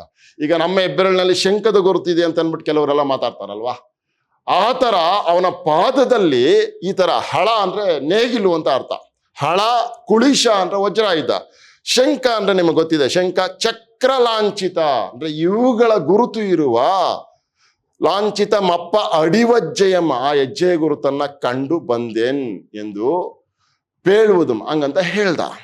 ಹಂಗಂದ ತಕ್ಷಣನೇ ಪಾಂಡವ್ರಿಗೇನು ಗೊತ್ತಾಗ್ಲಿಲ್ಲ. ಹೌದಾ, ಇವನು ಏನೋ ಹೆಜ್ಜೆ ನೋಡ್ಕೊಂಡ್ ಬಂದು ಹೇಳ್ತಾವನೆ ಅಂತ ಅನ್ಕೊಂಡಿದ್ರು ಏನೋ. ಆದರೆ ಬುದ್ಧಿವಂತನಾದಂತಹ ನಮ್ಮ ಕೃಷ್ಣ ಅಂಬುಜನಾಭನ್ ಅವನ ಅಂದ್ರೆ ಈ ವಿಂಧ್ಯಕ ಇದು ಕಳ್ಸಿದ್ನಲ್ಲ ಭೀಮ, ಅವನ ಮಾತಿನೊಳ್ ಯುಕ್ತಿಯುಂಟು ಎಂತೆಂದೊಡೆ. ಅಪ್ಪ ಆ ವಿಂಧ್ಯಕ ಹೇಳ್ತಾ ಇರುವಂತ ಮಾತಿನಲ್ಲಿ ಏನೋ ಅರ್ಥ ಇದೆ ಕಣ್ರಿ ಅಂತ ಅನ್ಬಿಟ್ಟು ಕೃಷ್ಣ ಪಾಂಡವ್ರಿಗೆ ಹೇಳ್ತಾ ಇದ್ದಾನೆ. ಮಾತಿನೊಳ್ ಯುಕ್ತಿ ಉಂಟು, ಆಯ್ತಾ? ಅವನು ಹೇಳ್ತಾ ಇರುವಂತ ಮಾತಿನಲ್ಲಿ ಯಾವುದೋ ಒಂದು ವಿಷಯ ಇದೆ. ಅವನ ಮಾತುಗಳಲ್ಲಿ ಬುದ್ಧಿವಂತಿಕೆಯ ಮಾತುಗಳನ್ನ ಹೇಳ್ತಾ ಇದ್ದಾನೆ. ಏನೋ ಕಂಡಿಡ್ಕೊಂಡು ಬಂದು ಏನು ಯುಕ್ತಿ ಉಂಟು ಎಂತೆಂತೊಡೆ ಅಮರ ನದಿನಂದನನ ಉಪದೇಶದಿಂದಾತಂ. ಅಮರ ನದಿ ನಂದನ ಅಂತಂದ್ರೆ ಗಂಗೆಯ ನಧಿನಂದನ ಅಂದ್ರೆ ಗಂಗೆಯ ಮಗನಾದಂತ ಭೀಷ್ಮರ ಉಪದೇಶದಿಂದ, ಅಮರ ನದಿನಂದನ ಅಂತಂದ್ರೆ ಭೀಷ್ಮರು ಅಂತ ಅರ್ಥ. ಗಂಗೆಯ ಮಗನಾದಂತ ಭೀಷ್ಮರು, ಭೀಷ್ಮರ ಉಪದೇಶದಿಂದ ಆತಂ ಅಂದ್ರೆ ದುರ್ಯೋಧನ ಕೊಳನಂಪಕ್ಕು, ಗೊತ್ತಾಯ್ತಾ, ಕಾಲವಂಚನೆ ಗೆಯ್ಯಲ್ ಇರ್ಧನಕ್ಕುಂ ಎಂದು ಭೀಷ್ಮರು ಹೇಳಿದಂತಹ ಜಲಮಂತ್ರೋಪದೇಶವನ್ನ ಕೈಕೊಂಡು ದುರ್ಯೋಧನ ಖಂಡಿತವಾಗೂ ಈ ವೈಶಂಪಾಯನ ಸರೋವರದಲ್ಲಿ ಕಾಲವಂಚನೆಯನ್ನ ಮಾಡ್ತಾ ಇದ್ದಾನೆ. ಯಾಕೆ ಅಂತಂದ್ರೆ ಅಶ್ವತ್ಥಾಮ, ಕೃಪವರ್ಮ ಮತ್ತು ನಮ್ಮ ಬಲರಾಮ ದೇವರು ಬರೋವರೆಗೂ ಬಂದ ಮೇಲೆ ಇವನನ್ನ ಗೆಲ್ಲಕ್ ಸಾಧ್ಯ ಇಲ್ಲ ಅಂತ ಹೇಳಿ ಭೀಷ್ಮರೇ ಈ ಉಪದೇಶವನ್ನ ಮಾಡಿ ಅವನಿಗೆ ಈ ಸಲಹೆಯನ್ನ ಕೊಟ್ಟು ವೈಶಂಪಾಯನ ಸರೋವರದಲ್ಲಿ ಮುಳುಗಿಸಿದ್ದಾರೆ ಅಂತ ಅಂದ್ಬಿಟ್ಟು ಪಾಂಡವರಿಗೆ ಕೃಷ್ಣ ಹೇಳ್ದ. ನೋಡಿ, ಕಾಲ ವಂಚನೆ ಅಂದ್ರೆ ಟೈಮ್ ಪಾಸ್ ಮಾಡ್ತಾ ಇದ್ದಾನೆ ಅಂತ. ಇವತ್ತೊಂದ್ ದಿವಸ ಕಳೆದು ಬಿಟ್ರೆ ನಾಳೆ ಅವ್ರು ಬಂದ್ಬಿಡ್ತಾರೆ, ಗೊತ್ತಾಯ್ತಾ, ಅವಾಗ ಏನು ಮಾಡಕ್ಕಾಗಲ್ಲ ನಾವು. ಇದು ಗೊತ್ತಿದೆ ಕೃಷ್ಣನ್ಗೆ, ಭೀಷ್ಮರ್ಗೂ ಗೊತ್ತಿದೆ. ಅವ್ರು ಬಂದ ತಕ್ಷಣ ಉಳ್ಕೋತಾನೆ, ಯಾವುದೋ ಕಾರಣಕ್ಕೆ ಉಳ್ಕೋತಾನೆ ಅಂತೇಳಿ ಭೀಷ್ಮರ್ಗೂ ಗೊತ್ತಿದೆ. ಆ ಕಾರಣಕ್ಕೆ ಅವನಿಗೆ ಜಲಮಂತ್ರೋಪದೇಶವನ್ನ ಮಾಡಿ ಕಳಿಸಿದ್ದಾರೆ. ಕಾಲ ವಂಚನೆ ಗೆಯ್ಯಲ್ ಇರ್ದನ್, ಆ ಕಾರಣಕ್ಕೆ ಕಾಲ ಕಳೀತಾ ಇದ್ದಾನೆ. ಇರ್ದನ್ ಅಕ್ಕುಂ ಎಂದು, ಆ ಕಾರಣಕ್ಕೆ ಅಲ್ಲಿ ಇದ್ದಾನೆ ಅಂತ ಹೇಳಿ ಆ ಕೊಳನಂ ಮುಟ್ಟೆ ಒಂದು, ಹಂಗಂತ ವಿಷಯ ಗೊತ್ತಾದ ತಕ್ಷಣನೇ ಒಂದು ಚೂರು ಟೈಮ್ ವೇಸ್ಟ್ ಮಾಡ್ದೇನೆ ಆ ಕೊಳದ ಹತ್ರ ಬಂದ್ಬಿಟ್ರು, ವೈಶಂಪಾಯನ ಸರೋವರದ ಹತ್ರ ಬಂದ್ಬಿಟ್ರು. ಆ ಕೊಳನ ಮುಟ್ಟೆ ಒಂದು, ಅದರ ತಡಿಯೊಳ್ ಶಂಖಚಕ್ರ ಹಳ ಕುಳಿಶ ಲಾಂಛಿತವಾಗಿದ್ದ ಅಡಿವಜ್ಜೆಯಂ ನೋಡಿ ದುರ್ಯೋಧನನ ಪಜ್ಜೆ ಅಪ್ಪುದು ಏನೂ ತಪ್ಪಿಲ್ಲ ಎಂದು ಕಳಕಳ ನಿನಾದಗಳಿಂದ ಆರ್ದು. ತುಂಬಾ ಸೊಗಸಾಗಿದೆ ಅಪ್ಪ. ಈಗ ನಿಜವಾಗ್ಲೂ ಅಲ್ಲಿ ವೈಶಂಪಾಯನ ಸರೋವರದ ಹತ್ರ ಅವ್ನು ಇರ್ಬೇಕು ಅಂತ ಅನ್ಬಿಟ್ಟು ಗೊತ್ತಾದ ತಕ್ಷಣನೇ ಆ ಕೊಳನ ಮುಟ್ಟೆ ಒಂದು, ತಕ್ಷಣವೇ ಬಂದ್ಬಿಟ್ರು, ಟೈಮ್ ವೇಸ್ಟ್ ಮಾಡ್ದೇನೆ. ಮುಟ್ಟೆ ಒಂದು ಅದರ ತಡಿಯೋಳು, ಹಂಗ ಬಂದು ನೋಡಿದ್ರು ಆ ವೈಶಂಪಾಯನ ಸರೋವರದ ಹತ್ರ ನಿಜವಾಗ್ಲೂ ಇದ್ವು ಆ ಹೆಜ್ಜೆ. ಏನು? ಅದರ ತಡಿಯೋಳು, ಅದರ ದಡದಲ್ಲಿ ಶಂಖ ಚಕ್ರ ಹಳ ಕುಳಿಶ ಲಾಂಛಿತವಾಗಿದ್ದ ಅಡಿವಜ್ಜೆಯಂ, ಆ ಹೆಜ್ಜೆ ಗುರುತುಗಳನ್ನ ನೋಡಿ ಹೇಳ್ತಾ ಇದ್ದಾನೆ ಕೃಷ್ಣ, ದುರ್ಯೋಧನನ ಪಜ್ಜೆ ಅಪ್ಪುದು. ಇದು ನಿಜವಾಗ್ಲೂ ಕೂಡ ದುರ್ಯೋಧನನ ಹೆಜ್ಜೆಯೇ, ಏನೂ ತಪ್ಪಿಲ್ಲ. ಆ ವಿಂಧ್ಯಕ ಅನ್ನುವಂತಹ ದೂತ ಹೇಳಿದಾನಲ್ಲ, ಸರಿಯಾಗಿ ಹೇಳಿದಾನೆ. ಏನೂ ತಪ್ಪಿಲ್ಲ ಅಂತ ಹೇಳಿದ ಮೇಲೆ ಕಳಕಳ ನಿನಾದಗಳಿಂದ ಆರ್ದು, ಗರ್ಜಿಸಿ ಅಂತ. ಆರ್ದು ಅಂದ್ರೆ ಏನು? ಒಳಗೋಗಿ ಸೇರ್ಕೊಂಡ್ಬಿಟ್ಟವನೆ. ಈಗ ಮಂತ್ರವನ್ನ ಜಪಿಸುತ್ತಾ ಅವನು ಒಳಗಡೆ ಹೋಗಿ ಸೇರ್ಕೊಂಡ್ಬಿಟ್ಟಿದ್ದಾನೆ. ಹಾಗೆ ಒಳಗಡೆ ಸೇರ್ಕೊಂಡಿರೋವನ್ನ ಡಿಸ್ಟರ್ಬ್ ಮಾಡಿ ಈಚೆ ಕರಿಬೇಕು. ಆ ಕಾರಣಕ್ಕೆ ಕಳಕಳ ನಿನಾದ ಅಂದ್ರೆ ಡಿಸ್ಟರ್ಬ್ ಆಗುವಂತ ಶಬ್ದಗಳಿಂದ ಡಮ ಅಂತ ಬಡಿತಾ ಇರೋದು. ತುಂಬಾ ಸೊಗಸಾಗಿರುವಂತಹ ದನಿಯನ್ನ ಹೊರಡಿಸಿದರೆ ನಿದ್ದೆ ಮಾಡ್ತಾರೆ, ಡಿಸ್ಟರ್ಬ್ ಆಗಲ್ಲ ಅವ್ರಿಗೆ. ಆದರೆ ಡಿಸ್ಟರ್ಬ್ ಆಗುವಂತಹ, ಅಡಚಣೆಯಾಗುವಂತಹ, ಯಾವುದೋ ಏಕಾಗ್ರತೆಯನ್ನು ಮುರಿಯುವಂತಹ ನಿನಾದ, ಕಳಕಳ ನಿನಾದಗಳಿಂದ ಆರ್ದು ಗರ್ಜಿಸಿ ಶಂಖಗಳಂ ಪೂರಿಸಿಯುಂ, ಶಂಖಗಳನ್ನು ಊಸೋರು ಬ್ರೋ ಅಂತ ಉತ್ಸಿದ್ರು ಶಂಕರವನ್ನ. ಅವನು ಧ್ಯಾನ ಮಾಡ್ತಾ ಇದ್ದಾನಲ್ಲ, ಡಿಸ್ಟರ್ಬ್ ಆಗ್ಲಿ ಅಂತ ಅನ್ಬಿಟ್ಟು ಜಲಮಂತ್ರೋಪದೇಶವನ್ನ ಕೈಕೊಂಡು ಅವನು ಇದ್ದಾನಲ್ಲ, ಡಿಸ್ಟರ್ಬ್ ಆಗಿ ಮೇಲಕ್ಕೆ ಬಂದ್ಬಿಡ್ಲಿ ಅಂತ ಶಂಖಗಳಂ ಪೂರಿಸಿಯುಂ, ಅದನ್ನು ಊದಿಸಿದ್ರು ಕೂಡ. ಬೇರಿಯಂ ತಾಡಿಸಿಯುಂ, ಬೇರಿಯಂ ಅಂತಂದ್ರೆ ಆ ಬೇರಿಯನ್ನ ತಾಡಿಸಿ ಬಡಿದ್ರು ಕೂಡ. ಹೇಗೆ ಇದು ಏನು ಮಾಡಿದ್ರು ಕೂಡ ಕೊಡುತ್ತೆ.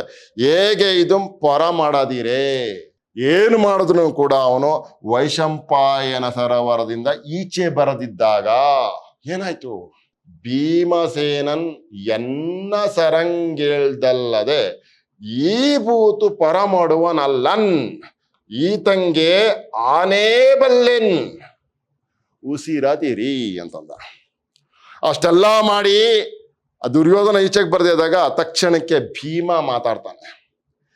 ಭೀಮಸೇನನ್ ಎನ್ನ ಸರಂಗೇಳ್ದಲ್ಲದೆ, ಭೀಮಸೇನ ಬರ್ದಿದ್ದಾಗ ಏನಂತ ಹೇಳ್ದ ಅಂತಂದ್ರೆ, ತಾಡಿಸಿಯಂ ಹೇಗೆ ಇದಂ ಪರ ಮಾಡಿದ್ದಾರೆ, ಏನ್ ಮಾಡಿದ್ರು ಕೂಡ ಈಚೆಗೆ ಬರ್ದಿದ್ದಾಗ ಆ ಭೀಮ ಹೇಳ್ತಾ ಇದ್ದಾನೆ, ಭೀಮಸೇನನ್ ಎನ್ನ ಸರಂಗೇಳ್ದಲ್ಲದೆ, ನನ್ನ ಧ್ವನಿಯನ್ನ ಕೇಳಿದಲ್ಲದೆ ಈ ಭೂತು, ಈ ದುರ್ಯೋಧನ ಅನ್ನುವಂತ ಈ ಭೂತ ಇದ್ದಾನಲ್ಲ, ಅವನು ಪರ ಮಡುವನಲ್ಲನ್, ಈಚೆಗೆ ಬರುವನಲ್ಲ, ಈತಂಗೆ ಆನೇ ಬಲ್ಲೆನ್, ಈತನಿಗೆ ನಾನೇ ಸರಿ ಅಂಥೇಳಿ ಉಸಿರದಿರಿಂ ಎಂದು, ನೀವಿನ್ ಮಾತಾಡಬೇಡಿ, ನೀವಿನ್ನೇನು ಮಾಡಬೇಡಿ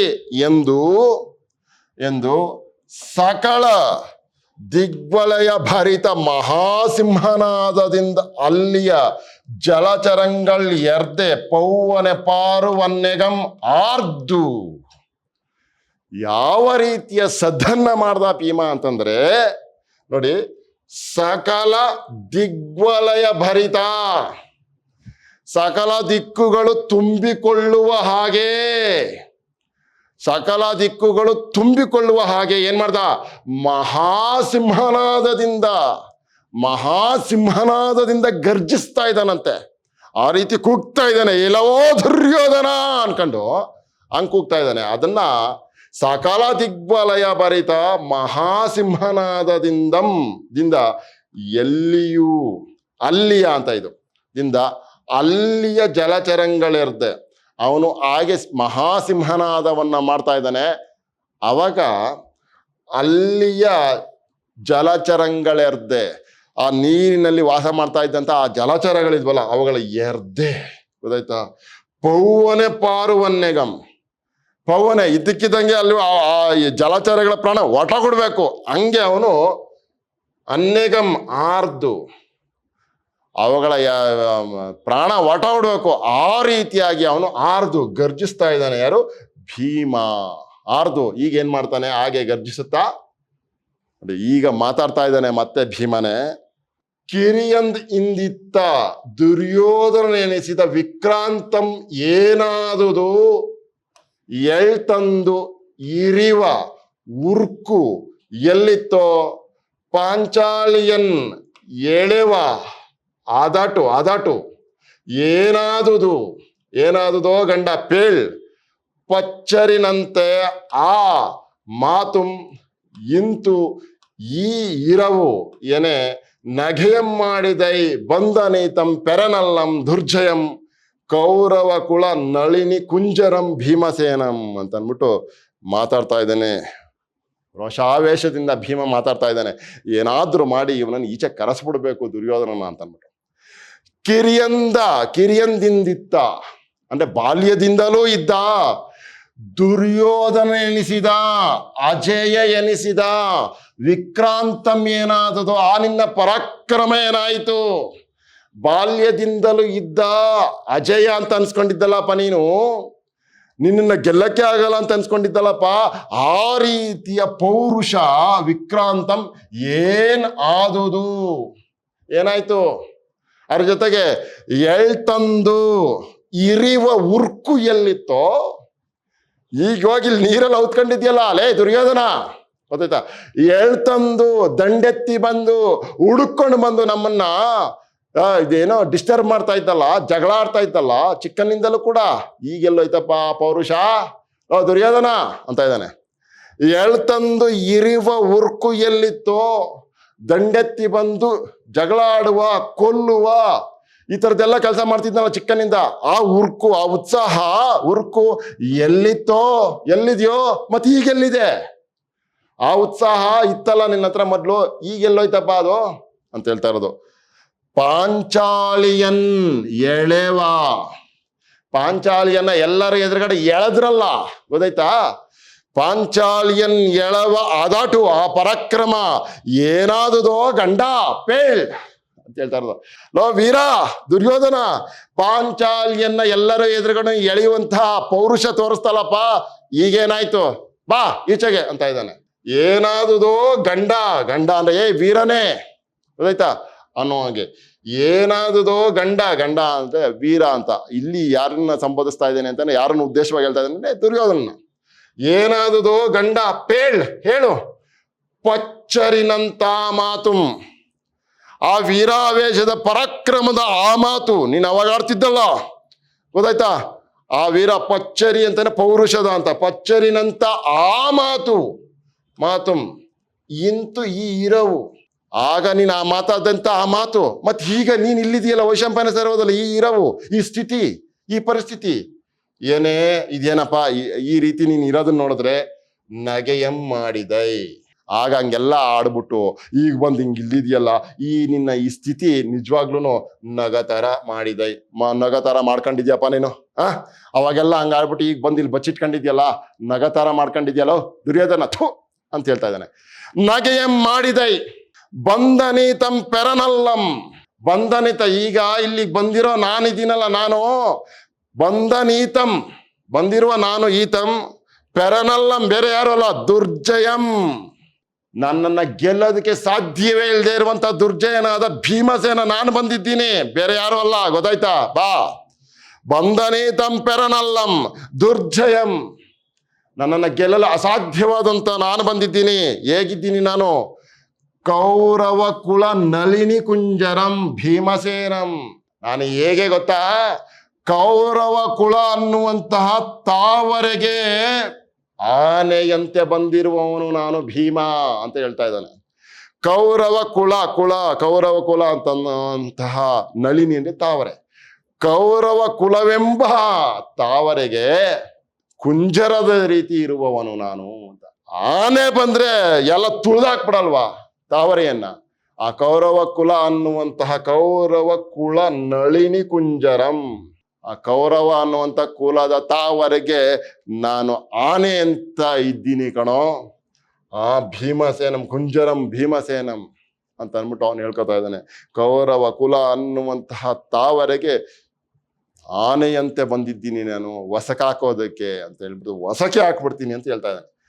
ಕಿರಿಯಂದಿಂದಿತ್ತ ದುರ್ಯೋಧನ ಎನಿಸಿದ ವಿಕ್ರಾಂತಂ ಏನಾದುದೋ, ಎಳ್ತಂದು ಇರುವ ಉರ್ಕು ಎಲ್ಲಿತ್ತೋ, ಪಾಂಚಾಳಿಯನ್ ಎಳವ ಅದೆಟು ಏನಾದುದೋ ಗಂಡ ಪೇಳ್ ಪಚ್ಚರಿನಂತ ಮಾತುಂ ಇಂತ್ ಈ ಇರುವನ್ ಎನೆ ನಗೆಯಂ ಮಾಡಿದೈ ಬಂಧನೀತಂ ಪೆರನಲ್ಲಂ ದುರ್ಜಯಂ ಕೌರವ ಕುಳ ನಳಿನಿ ಕುಂಜರಂ ಭೀಮಸೇನಂ ಅಂತ ಅಂದ್ಬಿಟ್ಟು ಮಾತಾಡ್ತಾ ಇದ್ದಾನೆ. ಮುಂದುವರೆದು ಏನು ಹೇಳ್ತಾನೆ ಭೀಮ ನೋಡೋಣ. ಕುಡಿದೆಂ ದುಶ್ಯಾಸನೊರಸ್ಥಳ ವಿಗಳದ್ ಅಶ್ರುಗ್ವಾರ್ಯಂ ಕಂಡದಂ ಮುನ್ನಡೆ ನೋಡುತ್ತ ಅಳ್ಕಿ ಮಾಂಡೈ ನಿನಗೆ ಇರಿವಾದಟಂ ಕೊಟ್ಟರ್ ಆರ್ ಇಂದು ಮಾಣಲ್ಕೆ ಎಡೆಯುಂಟೆ ಸಿಲ್ಕಿದೈ ಪೊರಮಡು ಕೊಳದಿಂ ಸತ್ತೊಡಂ ಪುಟ್ಟ ನೀನ್ ಈಗಡೆ ದಲ್ ಕೊಂದಪೆಂ ಎನ್ನಂ ಮುಳಿಸಿ ನಿನಗಿಂ ದ್ರೋಹ ಬಾಳ್ವಾಸೆಯುಂಟೆ. ಬಾಳುವಾಸೆ ಇದೆಯೇ? ಭೀಮನ ಮಾತುಗಳು ಮುಂದುವರಿತಾ ಇದೆ. ವೀರಾವೇಶದಿಂದ ಮಾತಾಡ್ತಾ ಇರುವಂತ ಭೀಮನ ಮಾತುಗಳು ಮುಂದುವರಿತಾ ಇದ್ದಾವೆ. ಏನ್ ಹೇಳ್ತಾ ಇದ್ದಾನೆ? ಕುಡಿದೆಂ ದುಶ್ಯಾಸನ ಉರಸ್ಥಳ ವಿಗಳದ್ ಅಶ್ರುಗ್ವಾರ್ಯಂ. ನಾನು ಕುಡಿದೆ ಏನನ್ನ? ದುಶ್ಯಾಸನನ ಉರಸ್ಥಳ, ಎದೆಯ ಭಾಗವನ್ನ ಸೀಳಿದ್ನಲ್ಲ, ದುಶ್ಯಾಸನನ ಎದೆ ಭಾಗವನ್ನ. ಆಗ ಉರಸ್ಥಳ ವಿಗಳದ್ ಅಶ್ರುಗ್ವಾರ್ಯಂ, ಆಗ ಚಿಮ್ಮಿದ, ಆಗ ಹೊರ ಬಂದ ವಿಗಳದ್ ಅಶ್ರುಗ್ವಾರ್ಯಂ. ಗೊತ್ತಾಯ್ತಾ? ಹಾಗೆ ಚಿಮ್ಮಿದಂತಹ ಆ ರಕ್ತದ ನೀರನ್ನ ಕುಡಿದೆ ಅಂತ ಹೇಳ್ತಾ ಇರೋದು. ಕುಡಿದೆಂ ಕಂಡದಂ, ಹಾಗೆ ನಾನು ಕುಡಿತಾ ಇದ್ನಲ್ಲ ನಿನ್ ತಮ್ಮನ ಎದೆಯನ್ನ ಬಗೆದು, ದುಶ್ಯಾಸನ ಎದೆಯನ್ನ ಬಗೆದು, ಆ ಬಗದ ತಕ್ಷಣ ಅವನ ಎದೆಯಿಂದ ಚಿಮ್ಮಿ ಹೊರ ಬಂತಲ್ಲ, ಆ ರಕ್ತವನ್ನ ಮೊಗೆದು ನಾನು ಕುಡಿದ್ನಲ್ಲ, ಅದನ್ನ ಕಂಡ ಅದಂ ಮುನ್ನಡೆ.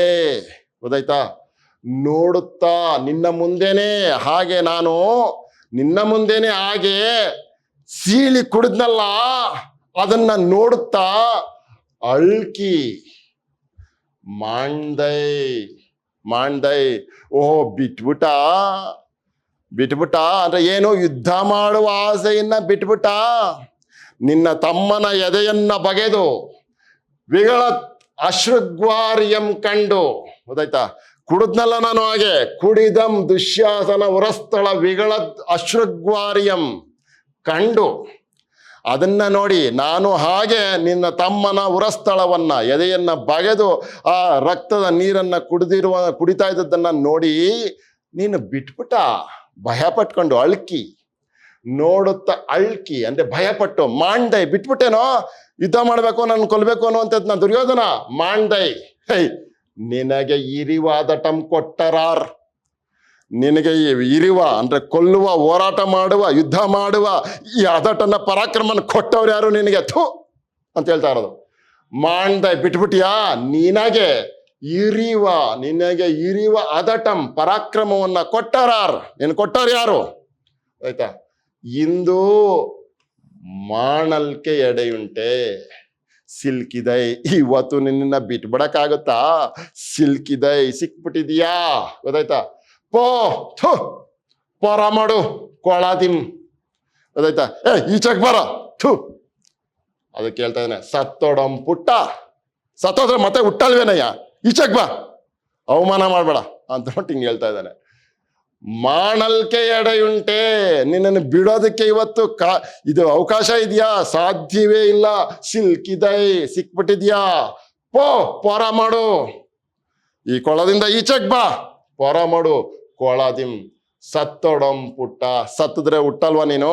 ಗೊತ್ತಾಯ್ತಾ? ನೀನ್ ಈಗಡೆ ದಲ್ ಕೊಂದೆ ಪೆನ್ ನೋಡಿ, ಸತ್ತೊಡಂ ಪುಟ್ಟ, ಸತ್ತರೆ ಹುಟ್ಟಲ್ವೇನಯ್ಯ? ನೀನು ಈಗಡೆ ದಲ್ ಕೊಂದ ಪೆನ್, ಈಗಲೇ ನಿಜವಾಗ್ಲಿಯೂ, ಗೊತ್ತಾಯ್ತಾ? ಈಗಲ ದಲ್ ದಿಟವಾಗಿಯೂ, ಕೊಂದ ಪೆನ್ ಎನ್ನಂ ಮುಳಿಯಿಸಿ, ನನ್ನನ್ನ ಕೋಪ ತರಿಸಿ, ನನ್ನ ಕೋಪವನ್ನ ಕೆರಳಿಸಿ, ನಿನಗಿನ್ನು ದ್ರೋಹ ಅಂತಂದ್ರೆ ದ್ರೋಹ ಮಾಡಿದವನೇ ದುರ್ಯೋಧನನೇ, ದ್ರೋಹ ಬಾಳುವ ಆಸೆಯುಂಟೆ, ಬಾಳುವ ಆಸೆ ಇದೆಯನ ಇನ್ನೂ ಲೇ ದುರ್ಯೋಧನ, ದ್ರೋಹ ಅಂತಂದ್ಬಿಟ್ಟು ಹೇಳ್ತಾ ಇರೋದು. ಎಷ್ಟು ಚೆನ್ನಾಗಿದೆ ನೋಡಿ. ಕುಡಿದೆಂ ದುಶ್ಯಾಸನೊರಸ್ಥಳ ವಿಗಳದ್ ಅಶ್ರುಗ್ವಾರ್ಯಂ ಕಂಡದಂ ಮುನ್ನಡೆ ನೋಡತ್ತಳ್ಕಿ ಮಾಂಡೈ, ನಿನಗೆ ಇರಿವಾದಟಂ ಕೊಟ್ಟರಾರಿಂದು ಮಾಡಲ್ಕೆ ಎಡೆಯುಂಟೆ ಸಿಲ್ಕಿದೈ, ಪೊರಮಡು ಕೊಳದಿಂ, ಸತ್ತಡಂ ಪುಟ್ಟ, ನೀನ್ ಈಗಡೆ ದಲ್ ಕೊಂದ್ ಅಪ್ಪೆನ್ ಎನ್ನಂ ಮುಳಿಯಿಸಿ, ನಿನಗಿಂ ದ್ರೋಹ ಬಾಳುವ ಆಸೆಯುಂಟೆ. ಚೆನ್ನಾಗಿ ಹೇಳ್ತಾ ಇದೆ. ಕೊಂದ್ ಅಪ್ಪೆನ್, ಕೊಂದಾಕ್ಬಿಡ್ತೀನಿ ನಿನ್ನ, ಎನ್ನಂ ಮುಳಿಯಿಸಿ, ನನಗೆ ಕೋಪವನ್ನ ತರಿಸಿ, ನಿನಗೆ ಇನ್ನು ನನಗೆ ಕೋಪ ತರಿಸಿದ್ಮೇಲೆ ಇನ್ನು ನಿನಗೆ ದ್ರೋಹ, ದುರ್ಯೋಧನನೇ ಬಾಳ್ವ ಆಸೆಯುಂಟೆ, ನನಗೆ ಕೋಪ ತರಿಸಿದ ಮೇಲೆ ನಿನಗೆ ಬಾಳ್ವಾಸೆ ಬೇರೆ ಇದೆಯಾ? ಬದುಕಕ್ಕಾಗುತ್ತಾ ನೀನು ಅನ್ನುವ ಅರ್ಥದಲ್ಲಿ ಭೀಮ ಮಾತಾಡ್ತಾ ಇದ್ದಾನೆ. ನೋಡೋಣ ಹೇಗೆ ಮಾತಾಡ್ತಾನೆ ಅಂತ. ಮುಂದುವರಿತಾ ಇದೆ, ಭೀಮನ ಮಾತುಗಳೇ ಮುಂದುವರಿತಾ ಇದೆ. ಇನ್ನೂ ಚಂಚಲನಾಗಿಲ್ಲ ದುರ್ಯೋಧನ, ಹಾಗೆ ಏಕಾಗ್ರತೆಯಿಂದ ಜಲಮಂತ್ರವನ್ನ ಪಠಿಸುತ್ತಾ ಒಳಗಡೆ ಇದ್ದಾನೆ ಅವನು ವೈಶಂಪಾಯನ ಸರೋವರದಲ್ಲಿ. ಮಾನಸಿಕೆಯೇ ದೊರೆಗಿಡೆ ನೀ ಮಾನಸನೇನೆ, ನೀರೊಳ್ ಎಲವೋ ನೀನು ಮೀನೆಂಬ ಈ ನೆವದಿಂದಿರ್ದೆ, ಇದೇನು ಅಭಿಮಾನದ ಕಲಿತನದ ಪರಮ ಪದಂ ಎಯ್ದಿದೆಯೋ. ಎಂತ ವ್ಯಂಗ್ಯವಾಗಿ ಚುಚ್ಚಿ ಮಾತಾಡ್ತಾ ಇದ್ದಾನೆ ಭೀಮ ದುರ್ಯೋಧನಿಗೆ ಅಂತಂದ್ರೆ, ಮಾನಸಿಕೆಯೇ ದೊರೆಗಿಡೆ, ಮಾನಸಿಕೆ ಅಂದ್ರೆ ಮನುಷ್ಯತ್ವ ಅಂತ, ದೊರೆ ಅಂತಂದ್ರೆ ಶ್ರೇಷ್ಠ ಅಂತ, ಯೋಗ್ಯ ಅಂತ. ಮನುಷ್ಯತ್ವದ ಯೋಗ್ಯತೆಯೇ ಅಥವಾ ಮನುಷ್ಯತ್ವದ ಶ್ರೇಷ್ಠತೆಯೇ ಗಿಡೆ ಅಂದ್ರೆ ಹಾಳಾದ್ರೆ, ಕೆಟ್ಟೋದ್ರೆ, ಗೊತ್ತಾಯ್ತಾ? ನೀಮ್ ಮಾನಸನ್ ಏನೇ, ನೀನ್ ಮನುಷ್ಯನಾಗಲ್ಲ, ಮನುಷ್ಯತ್ವ ಇರೋನಾಗಲ್ಲ, ಗೊತ್ತಾಯ್ತಾ? ಮನುಷ್ಯತ್ವದ ಶ್ರೇಷ್ಠತೆಯನ್ನ ನೀನು ಕಳೆದುಕೊಂಡ ಮೇಲೆ, ಆಯ್ತಾ, ಮನುಷ್ಯತ್ವದ ದೊಡ್ಡತನವನ್ನ ನೀನು ಕಳೆದುಕೊಂಡ ಮೇಲೆ, ಮನುಷ್ಯತ್ವದ ಯೋಗ್ಯತೆಯನ್ನ ನೀನು ಕಳೆದುಕೊಂಡ ಮೇಲೆ, ಮನುಷ್ಯತ್ವದ ಶ್ರೇಷ್ಠತೆಯನ್ನ ನೀನು ಕಳೆದುಕೊಂಡ ಮೇಲೆ, ನೀಮ್ ಮಾನಸನ್ ಏನೇ, ನೀನು ಮನುಷ್ಯನಲ್ಲ ಅಂತ. ನೀಮ್ ಮಾನಸನೇನೆ, ಮಾನಸನಲ್ಲ, ನೀನು ಮನುಷ್ಯನಲ್ಲ ಏನೇ. ನೀರೊಳ್ ಎಲವೋ, ನೀನ್ ಮನುಷ್ಯ ಅಲ್ಲ, ನೀನೇನು ಗೊತ್ತಾ? ನೀರೊಳ್ ಎಲವೋ ನೀನು ಮೀನೆಂಬ ಈ ನೆವದಿ ಇರ್ದೆ. ಎಷ್ಟು ಚೆನ್ನಾಗಿದೆ ಅದು. ಅಪ್ಪ, ನೀನು ಮನುಷ್ಯತ್ವವನ್ನ ಕಳ್ಕೊಂಡಿರೋದ್ರಿಂದ, ಮನುಷ್ಯತ್ವದ ಶ್ರೇಷ್ಠತೆಯನ್ನ ಹಾಳು ಮಾಡ್ಕೊಂಡಿರೋ ಕಾರಣಕ್ಕೆ ನೀನು ಮನುಷ್ಯನಾಗಿ ಉಳ್ಕೊಂಡಿಲ್ಲ. ಅದ್ರ ಜೊತೆಗೆ ನೀನು ನೀರೊಳ್ ಎಲವೋ, ನೀರಲ್ಲಿ ಮುಳ್ಕೊಂಡು ಕೂತಿದ್ಯಾ. ಯಾವ ನೆಪದಲ್ಲಿ? ಮೀನೆಂಬ ನೆವದಿ ಇರ್ದೆ. ನೋಡಿದೆ, ಮೀನೆಂಬ ಈ ನೆವದಿ ಇರ್ದೆಯೋ. ಓಹೋ, ಮೀನು ಅನ್ನುವಂಥ ನೆಪದಲ್ಲಿ ಈ ವೈಶಂಪಾಯನ ಕೊಳವಲದಲ್ಲಿ ಸರೋವರದಲ್ಲಿ ಇದೆಯಾ, ನೀನು ಕೊಳದಲ್ಲಿ ಇದೆಯಾ, ಇರ್ದೆಯೋ. ಇದೇನು ಅಭಿಮಾನದ ಕಲಿತನದ ಪರಮ ಪದಮ್ಯ ಇದಿದೆಯೋ. ಪರಮ ಅಂದ್ರೆ ಶ್ರೇಷ್ಠ ಅಂತ, ಶ್ರೇಷ್ಠ ಅಂತ. ಎಷ್ಟು ಚೆನ್ನಾಗಿ ವ್ಯಂಗ್ಯವಾಗಿ ಬೈತಾವನೆ ನೋಡಿ. ಏನು ಅಂತಂದ್ರೆ, ಏನು ಮೀನೆಂಬ ಈ ನೆವದಿ ಇರ್ದೆಯೋ. ಮೀನು ಅನ್ನುವಂಥ ನೆಪದಲ್ಲಿ ಈ ಕೊಳದಲ್ಲಿ ಇದೆಯಾ ನೀನು.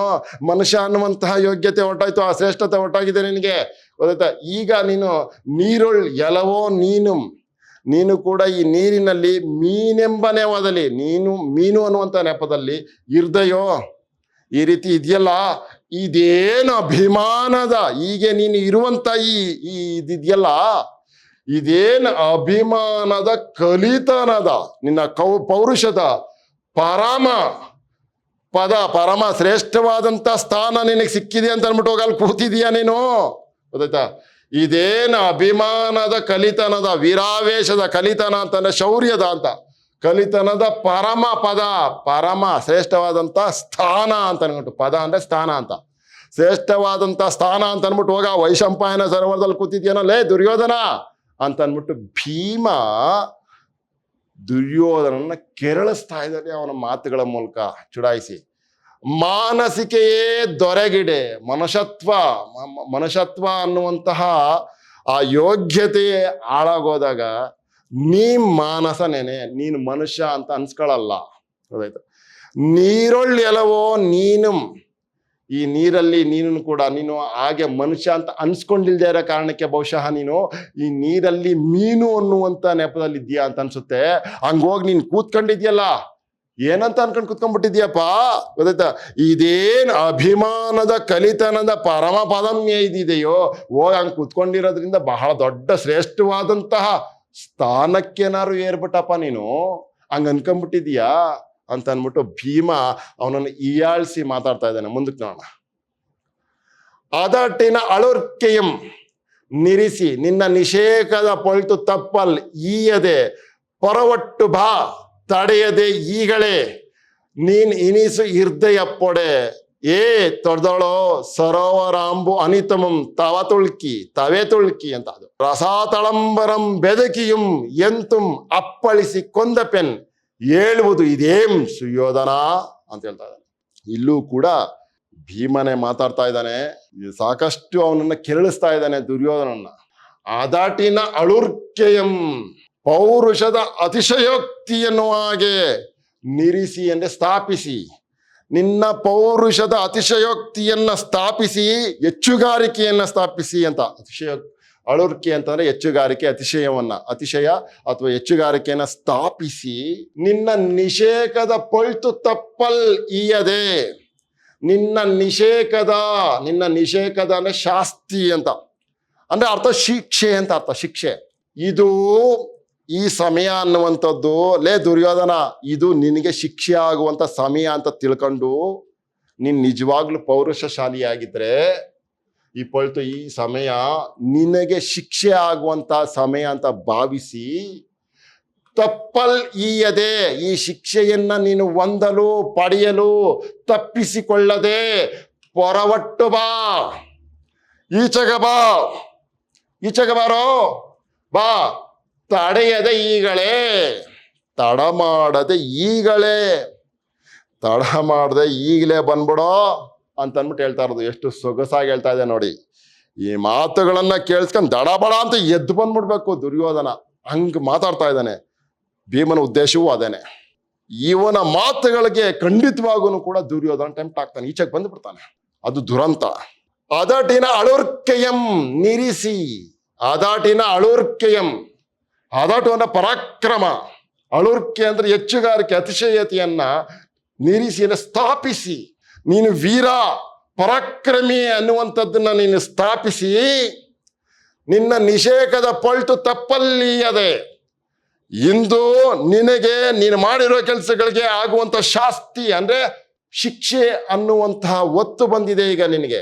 ನಿನ್ನ ನಿಷೇಕದ ಪೊಳ್ತು, ನಿನಗೆ ಶಿಕ್ಷೆಯಾಗುವಂತ ಈ ಹೊತ್ತನ್ನ, ಈ ಸಮಯವನ್ನ ತಪ್ಪಲಿಯದೆ, ತಪ್ಪಿಸಿಕೊಳ್ಳಲು ಕೊಡದೆ ಈಯದೆ ಪೊರವಟ್ಟು ಬಾ, ಈಚೆಗೆ ಬಾ, ಆ ಶಿಕ್ಷೆಯನ್ನು ಅನುಭವಿಸಂತೆ ಬಾ, ಈಚೆಗೆ ಬಾ, ತಡೆಯದೀಗಲೇ, ತಡ ಮಾಡದೆ ಈಗಲೇ, ನೀನ್ ಇನಿಸು ಇರ್ದೆಯ ಪೊಡೆ, ನೀನ್ ಇನಿಸು ಇರ್ದೆ ಅಪ್ಪೊಡೆ.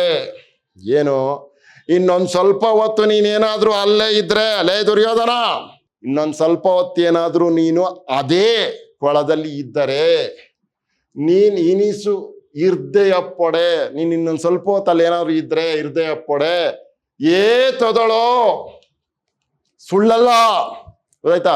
ತೊದಳೋ ಅಂದ್ರೆ ಸುಳ್ಳಲ್ಲ ಅಂತ, ತೊದಳೋ ಅಂತಂದ್ರೆ ಸುಳ್ಳಲ್ಲ ಅಂತ.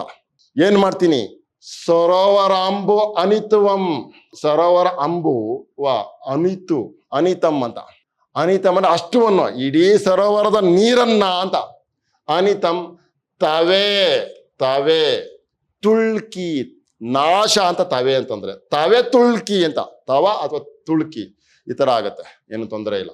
ತವೆ ತುಳ್ಕಿ, ತುಳ್ಕಿನ ತುಳುಕಿಸಿ, ನಾಶವಾಗುವಂತೆ, ತವೆಯನ್ನು ನಾಶ ಅಂತ, ನಾಶವಾಗುವಂತೆ ತುಳುಕಿಸಿ, ಹೀಗೆ ತುಳುಕಿಸಿ, ರಸಾತಳಂಬರಂ, ರಸಾತಳದವರೆಗೂ, ಆ ಆಳದವರೆಗೂ, ಬೆದಕಿ, ಬೆದಕಿಯುಂ, ಹುಡುಕಿ ಅಂತ, ಬೆದಕಿ ಅಂದ್ರ ಬೆದಕಿಯುಂ, ಎಂತುಂ ಅಪ್ಪಳಿಸಿ ಕೊಂದ ಪೆನ್, ಗೊತ್ತಾಯ್ತಾ? ಅಪ್ಪಳಿಸಿ ಅಂತ ಇತ್ತ, ಬಡ್ದು, ಗೊತ್ತಾಯ್ತಾ? ರಸಾತಳಂಬರಂ, ಈ ಸರೋವರದ ನೀರು ಅಷ್ಟನ್ನು ಕೂಡ ನಾಶವಾಗುವಂತೆ ತುಳುಕಿಸಿ, ಹೀಗೆ ಏನ್ ಮಾಡ್ತೀನಿ? ರಸಾತಳಂಬರಂ, ರಸಾತಳದವರೆಗೂ ಕೂಡ ಬೆದಕಿ ಹುಡುಕಿ, ರಸಾತಳದವರೆಗಾದ್ರೂ ಬಂದು ನಿನ್ನನ್ನು ಹುಡುಕಿ, ಎಂತುಂ ಏನಾದ್ರೂ ಕೂಡ ಅಪ್ಪಳಿಸಿ, ನಿನಗೆ ಚೆಚ್ಚಿ, ಕೊಂದೆ ಪೆನ್, ಕೊಂದೇ ಕೊಲ್ತೀನಿ, ಹೇಳುವುದು. ಇದು ಹೇಳ, ಇದೇನಿದು ಹೇಳುವುದು? ಇದೇಂ ಸುಯೋಧನ, ನೀನ್ ಎಲ್ಲಾದ್ರೂ ಇರ್ಲಿ, ಹೇಗಾದ್ರೂ ಇರ್ಲಿ, ರಸಾತಳಂಬರಂ ಬೆದಕಿ, ರಸಾತಳಂಬರಂ, ರಸಾತಳದವರೆಗೂ ಹೋಗಿ ಬೆದಕಿ ಹುಡುಕಿ ಆದ್ರೂ ನಿನ್ನನ್ನು ಕೊಲ್ತೀನಿ, ಗೊತ್ತಾಯ್ತಾ? ಇದೇನಿಪ್ಪ ನೀನು ಎಲ್ಲಿದ್ರು ನಾನು ಕೊಲ್ತೀನಿ, ಇದು ಎದಳೆಯ ಮೇಲೆ, ಇದೇಂ ಸುಯೋಧನ ಕೊಂದೆ ಪೆನ್, ಹೇಳುವುದು ಇದೇಂ ಸುಯೋಧನ. ಹಂಗ ಬಂದು ಇದೇನು ಹಿಂಗ್ ಮಾಡ್ತಾ ಇದೆಯಲ್ಲ ನೀನು, ಹೇಳೋ ಮೇಲೆ ಅಂತ ಅಂದ್ಬಿಟ್ಟು ಭೀಮ ದುರ್ಯೋಧನಿಗೆ ಸಿಟ್ಟು ಬರೋ ಹಾಗೆ ಮಾತಾಡ್ತಾ ಇದ್ದಾನೆ. ಆದಾಟಿನ ಅಳುರ್ಕೆಯಂ ನಿರಿಸಿ, ನಿನ್ನ ನಿಷೇಕದ ಪಲ್ಟು ತಪ್ಪಲ್ಲಿಯದೆ ಪರವಟ್ಟು ಬಾ, ತಡೆಯದ ಈಗಲೇ, ನೀನ್ ಇನಿಸು ಇರ್ದೆಯ ಪೊಡೆ, ತೊದಳೋ ಸರೋವರ ಅಂಬು ಅನಿತಂ, ಸರೋವರಾಂಬು ಅನಿತಂ, ಅನಿತಂ ತವೆ ತುಳ್ಕಿ, ರಸಾತಳಂಬರಂ ಬೆದಕಿಯುಂ, ಎಂತುಂ ಅಪ್ಪಳಿಸಿ ಕೊಂದ ಪೆನ್, ಹೇಳುವುದು ಇದೇಂ ಸುಯೋಧನ ಅಂತೇಳಿ ಬಹಳ ರೋಷಾವೇಶದಿಂದ ಭೀಮ ಮಾತಾಡ್ತಾ ಇದ್ದಾನೆ. ಮುಂದಕ್ಕೆ ನೋಡೋಣ. ಎಂದು ವಿಳೆಯ ಕಾಳ ಜಲಧರ ನಿನಾದದಿಂ ಗಜರಿ, ಗರ್ಜಿಸಿದ ಜಟಾಸುರ ಅರಾತಿಯ ಗಳಗರ್ಜನೆಗೆ, ಕರಿಕಳ ಗರ್ಭ ಗರ್ಜನೆಗೆ ಏಳುವ ಮೃಗರಾಜನಂತೆ, ರಾಜರಾಜಂ ಸೈರಿಸದೆ ಚಿತ್ತಸ್ಖಲನೆಯಾಗೆ, ಜಲಸ್ತಂಭ ಮಂತ್ರಂ ಎಲ್ಲಂ ಮಾಯಮಂತ್ರಮಾಗೆ.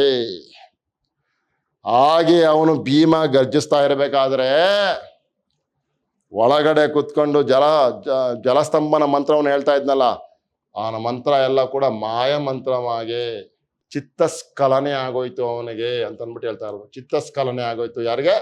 ದುರ್ಯೋಧನನಿಗೆ. ಏಕಾಗ್ರತೆ ಅನ್ನುವಂಥದ್ದು ಹೊರಟಾಯ್ತು.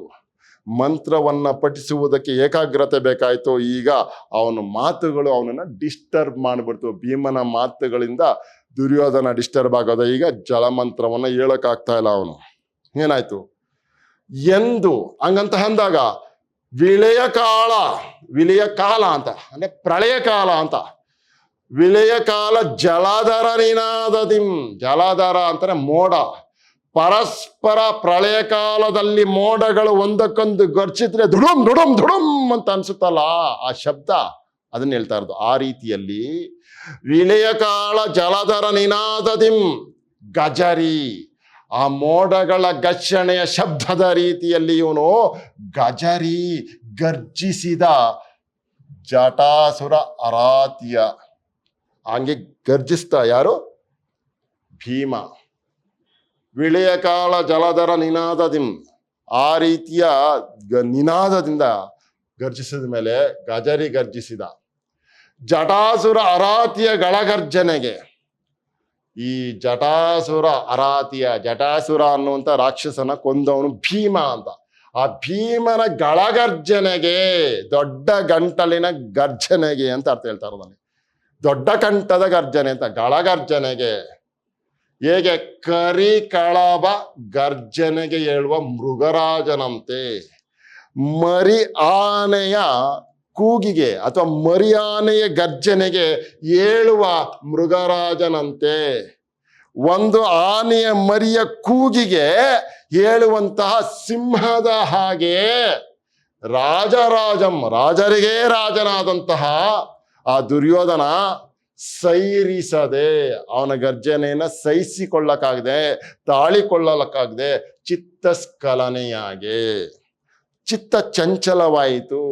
ಅವನಿಗೆ ಸ್ಟಾಗ್ನೆಂಟ್ ಮೈಂಡ್ ಇರಲಿಲ್ಲ, ಕಾನ್ಸಂಟ್ರೇಟ್ ಮಾಡಕ್ಕಾಗ್ಲಿಲ್ಲ. ಅವನು ಆ ರೀತಿ ಕಾನ್ಸಂಟ್ರೇಟ್ ಮಾಡಕ್ಕಾಗ್ಲಿಲ್ಲ ಅನ್ನೋ ಕಾರಣಕ್ಕೆ ಜಲಸ್ತಂಭ ಮಂತ್ರಮೆಲ್ಲ ಮಾಯ ಮಂತ್ರಮಾಗೆ, ಇದು ಜಲಸ್ತಂಭನ ಮಂತ್ರ ಐತಲ್ಲ ಅದೆಲ್ಲ ಕೂಡ ಅವನಿಗೆ ಏನು ಅನ್ನೋದು ಗೊತ್ತಾಗ್ಲಿಲ್ಲ. ಅವ್ನಿಗೆ ಆ ಕಡೆನೆ ಗಮನ ಹರಿಸ್ಬಿಡ್ತು, ಅವ್ನು ಹೋಗಿ ಎಷ್ಟೊತ್ತಿಗೆ ಬಡೀಲು ಅಂತ ಅನ್ಸ್ಬಿಡ್ತು ದುರ್ಯೋಧನಿಗೆ.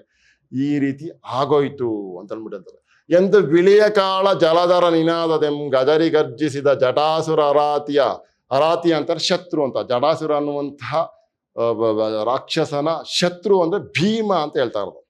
ಆ ಭೀಮನ ಗಳಗರ್ಜನೆಗೆ ಕರಿಕಳ ಗರ್ಭ, ಈ ಕರಿಕಳಬ ಅಂತಂದ್ರೆ ಆನೆಯ ಮರಿ ಅಂತ ಅರ್ಥ.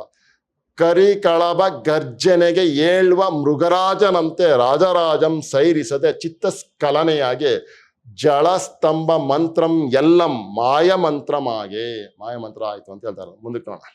ಪಗೆವಂ ಬಂದು ಊರದೆ, ಪಗೆವಂ ಬಂದು ಊರದೆ ಇಂತು ಮೂದಲಿಸಿಯಂ ಮಾತಂ ಕಿವಿಗೆಳ್ದು ಕೆಮ್ಮಗೆ ನೀರೊಳ್ ಮುಳುಗಿ ಇರ್ದೊಡೆ ಅಳ್ದು ಕಿಡುಗುಂ ಮಚ್ಚೌರ್ಯಂ ಎಂದು ಉದ್ಧತಂ ನೆಗೆದು ಆಗಳ್ ವಿಳಸತ್ ಕಿರೀಟ ತಟ ರತ್ನಾಂಶು ಪ್ರಭಾರಾಜಿ. ಎಷ್ಟು ಚೆನ್ನಾಗಿದೆ ನೋಡಿ, ವಿಳಸತ್ ಕಿರೀಟ ತಟ ರತ್ನಾಂಶು ಪ್ರಭಾರಾಜಿ ಅಂತ ಇದೊಂದೇ ಶಬ್ದ. ಅದು ತೊಟ್ಟಗೆ ಕೈಗಣ್ಮೆ ಸುರೇಂದ್ರ ಚಾಪ ರುಚಿಯಂ ಕೈಕೊಂಡದ್ ಆ ಪೂಗಳಂ ಅಂತ ಅಂದ್ಬಿಟ್ಟು ಹೇಳ್ತಾರೆ. ಚೆನ್ನಾಗಿದೆ ನೋಡಿ. ಪಗೆವಂ ಬಂದು ಹೂರದೆ ಇಂತು, ಪಗೆವಂ ಅಂದ್ರೆ ಶತ್ರು ಅಂತ ಅಷ್ಟೇ, ಇನ್ನೇನಿಲ್ಲ. ಪಗೆವಂ ಬಂದು, ಈ ರೀತಿಯಾಗಿ ಭೀಮ ಬಂದು ಅಂತ ಅರ್ಥ ಇದ್ರಲ್ಲಿ. ಪಗೆವಂ ಅಂದ್ರೆ ಶತ್ರು ಬಂದು, ಪಗೆವಂ ಬಂದು ಉರದೆ ಸುಮ್ಮನೆ ಇರದೆ ಅಂತ. ಪಗೆವಂ ಅಂದ್ರೆ ಶತ್ರು ಆದಂತಹ ಈ ಭೀಮ ಬಂದು ಉರದೆ ಸುಮ್ಮನಿರದೆ ಇಂತು ಈ ರೀತಿಯಾಗಿ ಮೂದಲಿಸಿಯಂ ಅಂದ್ರೆ ಮೂದಲಿಸಿ ಅಂತ ಅಂದ್ಬಿಟ್ಟು ಅಂದ್ರೆ ಅವನನ್ನು ಬೈದು ನಿಂದಿಸಿ, ಮೂದಲಿಸಿಯಂ ಮಾತಂ ಕಿವುಳ್ಗೇಳದು ಅಂತ, ಕೇಳಿಸಿಕೊಳ್ಳದ ಹಾಗೆ, ಕೇಳಿಸಿಕೊಂಡ್ರು ಕೇಳಿಸಿಕೊಳ್ಳದ ಹಾಗೆ ಅಂತ. ಕಿವುಳ್ಗೇಳ್ದು ಅಂತಂದ್ರೆ ಕೇಳಿಸಿಕೊಳ್ಳದ ಹಾಗೆ ಕೆಮ್ಮಗೆ ನೀರೊಳ್ ಮುಳುಗಿರ್ದೊಡೆ.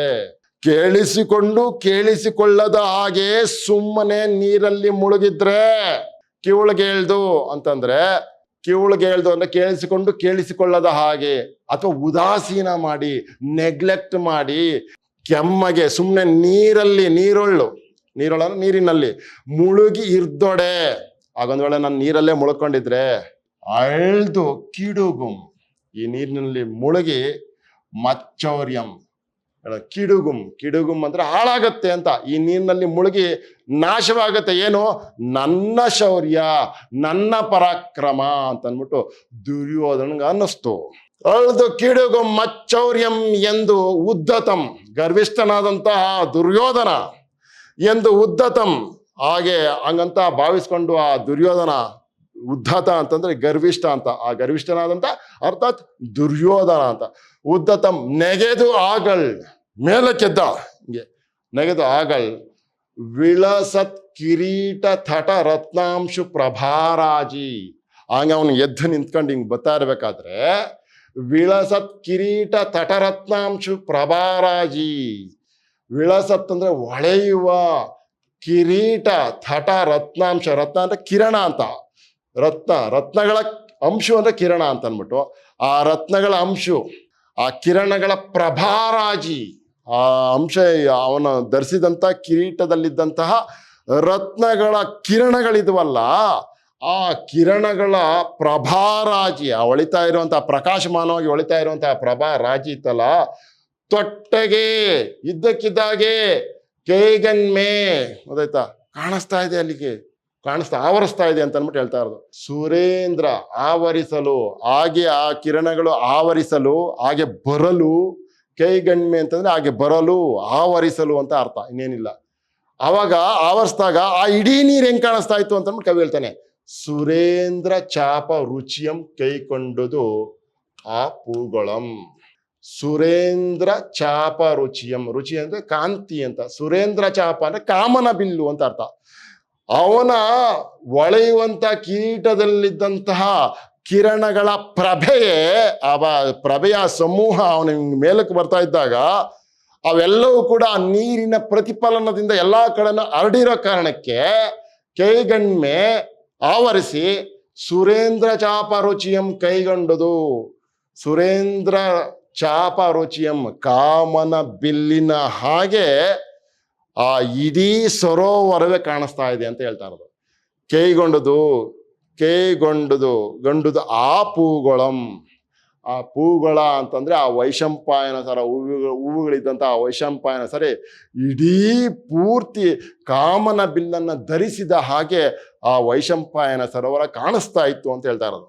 ಪಗೆವಂ ಬಂದು ಉರದಿಂತು ಮೂದಲಿಸೇಂ ಮಾತಂ ಕಿವಿಳುಗೇಳ್ದು ಕೆಮ್ಮಗೆ ನೀರೊಳ್ ಮುಳುಗಿರ್ದೊಡೆ ಅಳ್ದು ಕಿಡುಗುಂ ಮಚ್ಚೌರ್ಯಂ ಎಂದು ಉದ್ದತಂ ನೆಗೆದ ಆಗಳ್ ವಿಳಸತ್ ಕಿರೀಟ ತಟ ರತ್ನಾಂಶು ಪ್ರಭಾರಾಜಿ ತೊಟ್ಟಗೆ ಕೈಗಣ್ಮೆ ಸುರೇಂದ್ರ ಚಾಪ ರುಚಿಯಂ ಕೈಗೊಂಡುದ ಆ ಪೂಗಳಂ ಅಂತ ಅಂದ್ಬಿಟ್ಟು ಆ ದುರ್ಯೋಧನ ಬರ್ತಾ ಇರುವಂತಹ ರೀತಿಯನ್ನ ಅವನು ಬಂದಾಗ ಧರಿಸಿರುವಂತಹ ಕಿರೀಟ ಇತ್ತಲ್ಲ, ಆ ಕಿರೀಟದಲ್ಲಿದ್ದಂತಹ ಏನು ರತ್ನಗಳಿಂದ ಹೊರಹೊಮ್ತಾ ಇದ್ದಂಥ ಆ ಕಿರಣ, ಆ ರತ್ನಗಳಿಂದ ಹೊರಹೊಮ್ತಾ ಇದ್ದಂಥ ಕಿರಣಗಳಿಂದಾಗಿ ಆ ನೀರು ಪ್ರತಿಫಲಿಸಿ ಕಾಮನ ಬಿಲ್ಲಿನ ಹಾಗೆ ಆ ಇಡೀ ಸರೋವರ ಕಾಣಿಸ್ತಾ ಇತ್ತು ಅಂತ ಹೇಳ್ತಾ ಇದ್ದಾರೆ. ಮುಂದಕ್ಕೆ ನೋಡೋಣ. ನೆಗೆ ಮೇಲಕ್ಕೆ ಬರಲು ಅಂತ, ನೆಗೆಯೇ ಪೊದಳ್ದ ಬೊಬ್ಬುಳಿಕೆಗಳು ನೆಗೆದು ಅಂತ ಎರಡೂ ಕೆಲಕ್ಕೆ ನೀರುಗಿಯೇ ಗದಾಭಿಘಾತ ಪರಿಪೂರಿತ ತೋಯಜ ಷಂಡಂ ಅಲ್ಲಿಗಲ್ಲಿಗೆ ಕದಡೆ ಏಳೆ ಭೀಮ ಭುಜ ಮಂದರ ಘಟ್ಟಣೆಯಿಂದಂ ಅಲ್ಲಿ ತೊಟ್ಟಗೆ ಕೊಳೆ ಕಾಳಕೂಟಂ ಒಗೆವಂತೆ ಒಗೆದಂ ಪಣಿರಾಜಕೇತನಂ. ಈ ಡಿಸ್ಟರ್ಬ್ ಆಗ್ಬಿಟ್ಟು ಕೌರವ ಮೇಲ್ಗಡೆ ಬಂದ್ಬಿಡ್ತಾ ಇದ್ದಾನೆ. ಈಗ ಹೇಗೆ ಬಂದ ಅವನು ಅಂತ ಅಂದ್ಬಿಟ್ಟು ಹೇಳ್ತಾ ಇರೋದು ನೋಡಿ. ಕೊಳೆ ಅಂದ್ರೆ ಕೆಟ್ಟ ಅಂತ, ಕೆಟ್ಟ.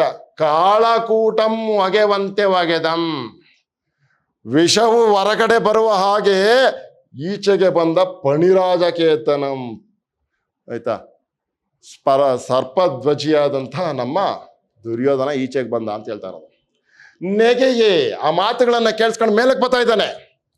ಮೇಲಕ್ಕೆ ಬರ್ತಾ ಯಾರೋ ದುರ್ಯೋಧನ. ಅವನಿಗೆ ಡಿಸ್ಟರ್ಬ್ ಆಗುತ್ತೆ, ಜಲಮಂತ್ರ ಸ್ತಂಭನ ಮಂತ್ರ ಎಲ್ಲ ಕೆಟ್ಟಾಯ್ತು, ಅವನಿಗೆ ಡಿಸ್ಟರ್ಬ್ ಆಗೋದ.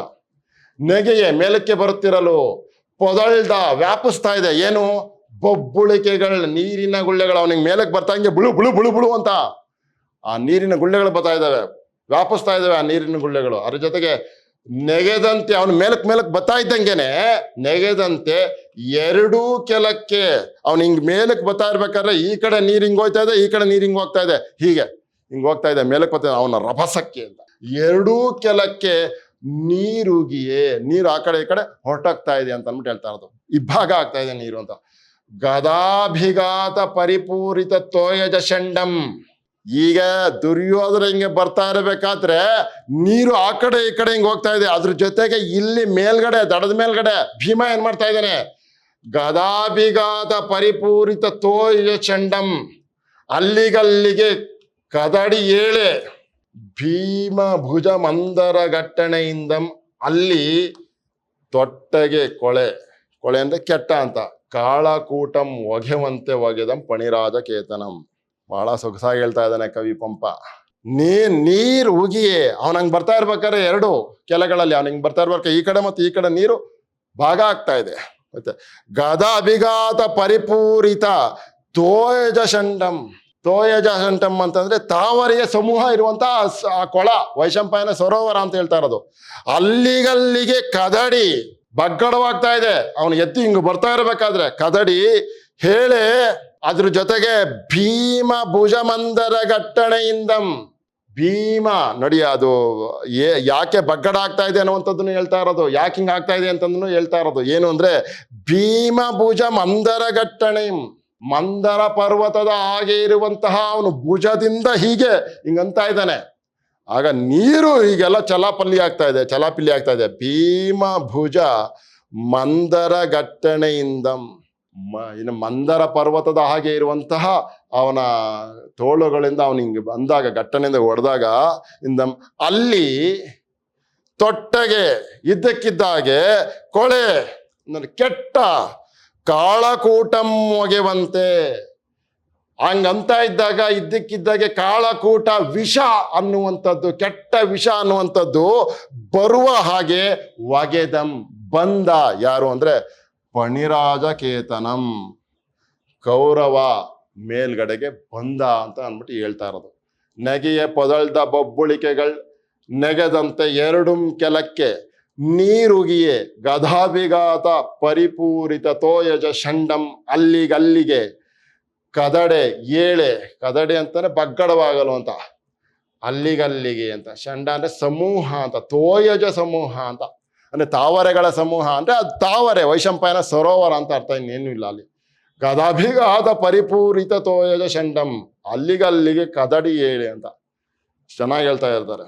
ಅವನು ಗದೆಯಿಂದ ಹೀಗೆ ಅಂತಂದಾಗ ತಾವರೆಯ ಸಮೂಹವು ಕೂಡ ಕದಡಿ ಹಿಂಗೀಗಾಯ್ತು, ಇಡೀ ಏನು ಸರೋವರವೇ ಕದಡಿ ಬಗ್ಗಡವಾಯಿತು ಅಂತ ಅಂದ್ಬಿಟ್ಟು ಹೇಳ್ತಾರೆ. ಅದ್ರ ಜೊತೆಗೆ ಭೀಮ ಭುಜ ಮಂದರ ಘಟ್ಟಣೆಯಿಂದ, ಭೀಮ ತನ್ನ ಮಂದರ ಪರ್ವತದ ಹಾಗೆ ಇರುವಂತಹ ಈ ಏನೋ ಭುಜದಿಂದ ಹೀಗಂದ ತಕ್ಷಣನೇ, ಘಟ್ಟನೆಯಿಂದ ಹೊಡೆದ ತಕ್ಷಣನೇ ಅಲ್ಲಿ ಆಯ್ತಾ ತೊಟ್ಟಗೆ ಕೊಳೆ, ಅಲ್ಲಿ ಆ ಸರೋವರದಲ್ಲಿ ತೊಟ್ಟಗೆ ಇದ್ದಕ್ಕಿದ್ದ ಹಾಗೆ ಅಂತ ಅಂದ್ಬಿಟ್ಟು, ಇದ್ದಕ್ಕಿದ್ದಾಗೆ ತಕ್ಷಣವೇ ಅಂತ ಅಂದ್ಬಿಟ್ಟು ಕೊಳೆ ಕೆಟ್ಟ ಕಾಳಕೂಟಂ ಮೊಗೆ ಅಂತೆ. ಅವನ ಹಂಗ ಅಂದ ತಕ್ಷಣನೇ ಇದ್ದಕ್ಕಿದ್ದಾಗೆ ಏನೋ ಕೆಟ್ಟ ವಿಷ ಬಂದ ಹಾಗೆ ಅಂತ, ಕಾಳಕೂಟಂ ಮೊಗೆ ಅಂತೆ.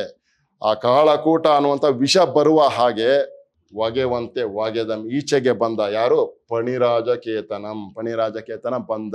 ಪ್ರಿಯ ವಿದ್ಯಾರ್ಥಿಗಳ, ಇಲ್ಲಿಗೆ ದುರ್ಯೋಧನ ಈಚೆಗೆ ಬಂದ ಮೇಲೆ ದುರ್ಯೋಧನ ಏನ್ ಮಾತಾಡ್ತಾನೆ, ಇವರಿಬ್ಬರಿಗೂ ಯಾವ ರೀತಿಯ ಗದಾಯುದ್ಧ ಆಗುತ್ತಾ, ಅಥವಾ ಅಷ್ಟರಲ್ಲಿ ಏನಾದ್ರೂ ಬಲರಾಮ ದೇವರೇನಾದ್ರು ಬಂದು ಯುದ್ಧವನ್ನು ನಿಲ್ಲಿಸ್ತಾರ ಅನ್ನುವಂಥ ವಿಚಾರವನ್ನ ಮುಂದಿನ ತರಗತಿಯಲ್ಲಿ ನಾನು ಮಾತಾಡ್ತೀನಿ. ಎಲ್ಲರಿಗೂ ಒಳ್ಳೇದಾಗ್ಲಿ. ಮತ್ತೆ ಸಿಗೋಣ. ನಮಸ್ಕಾರ.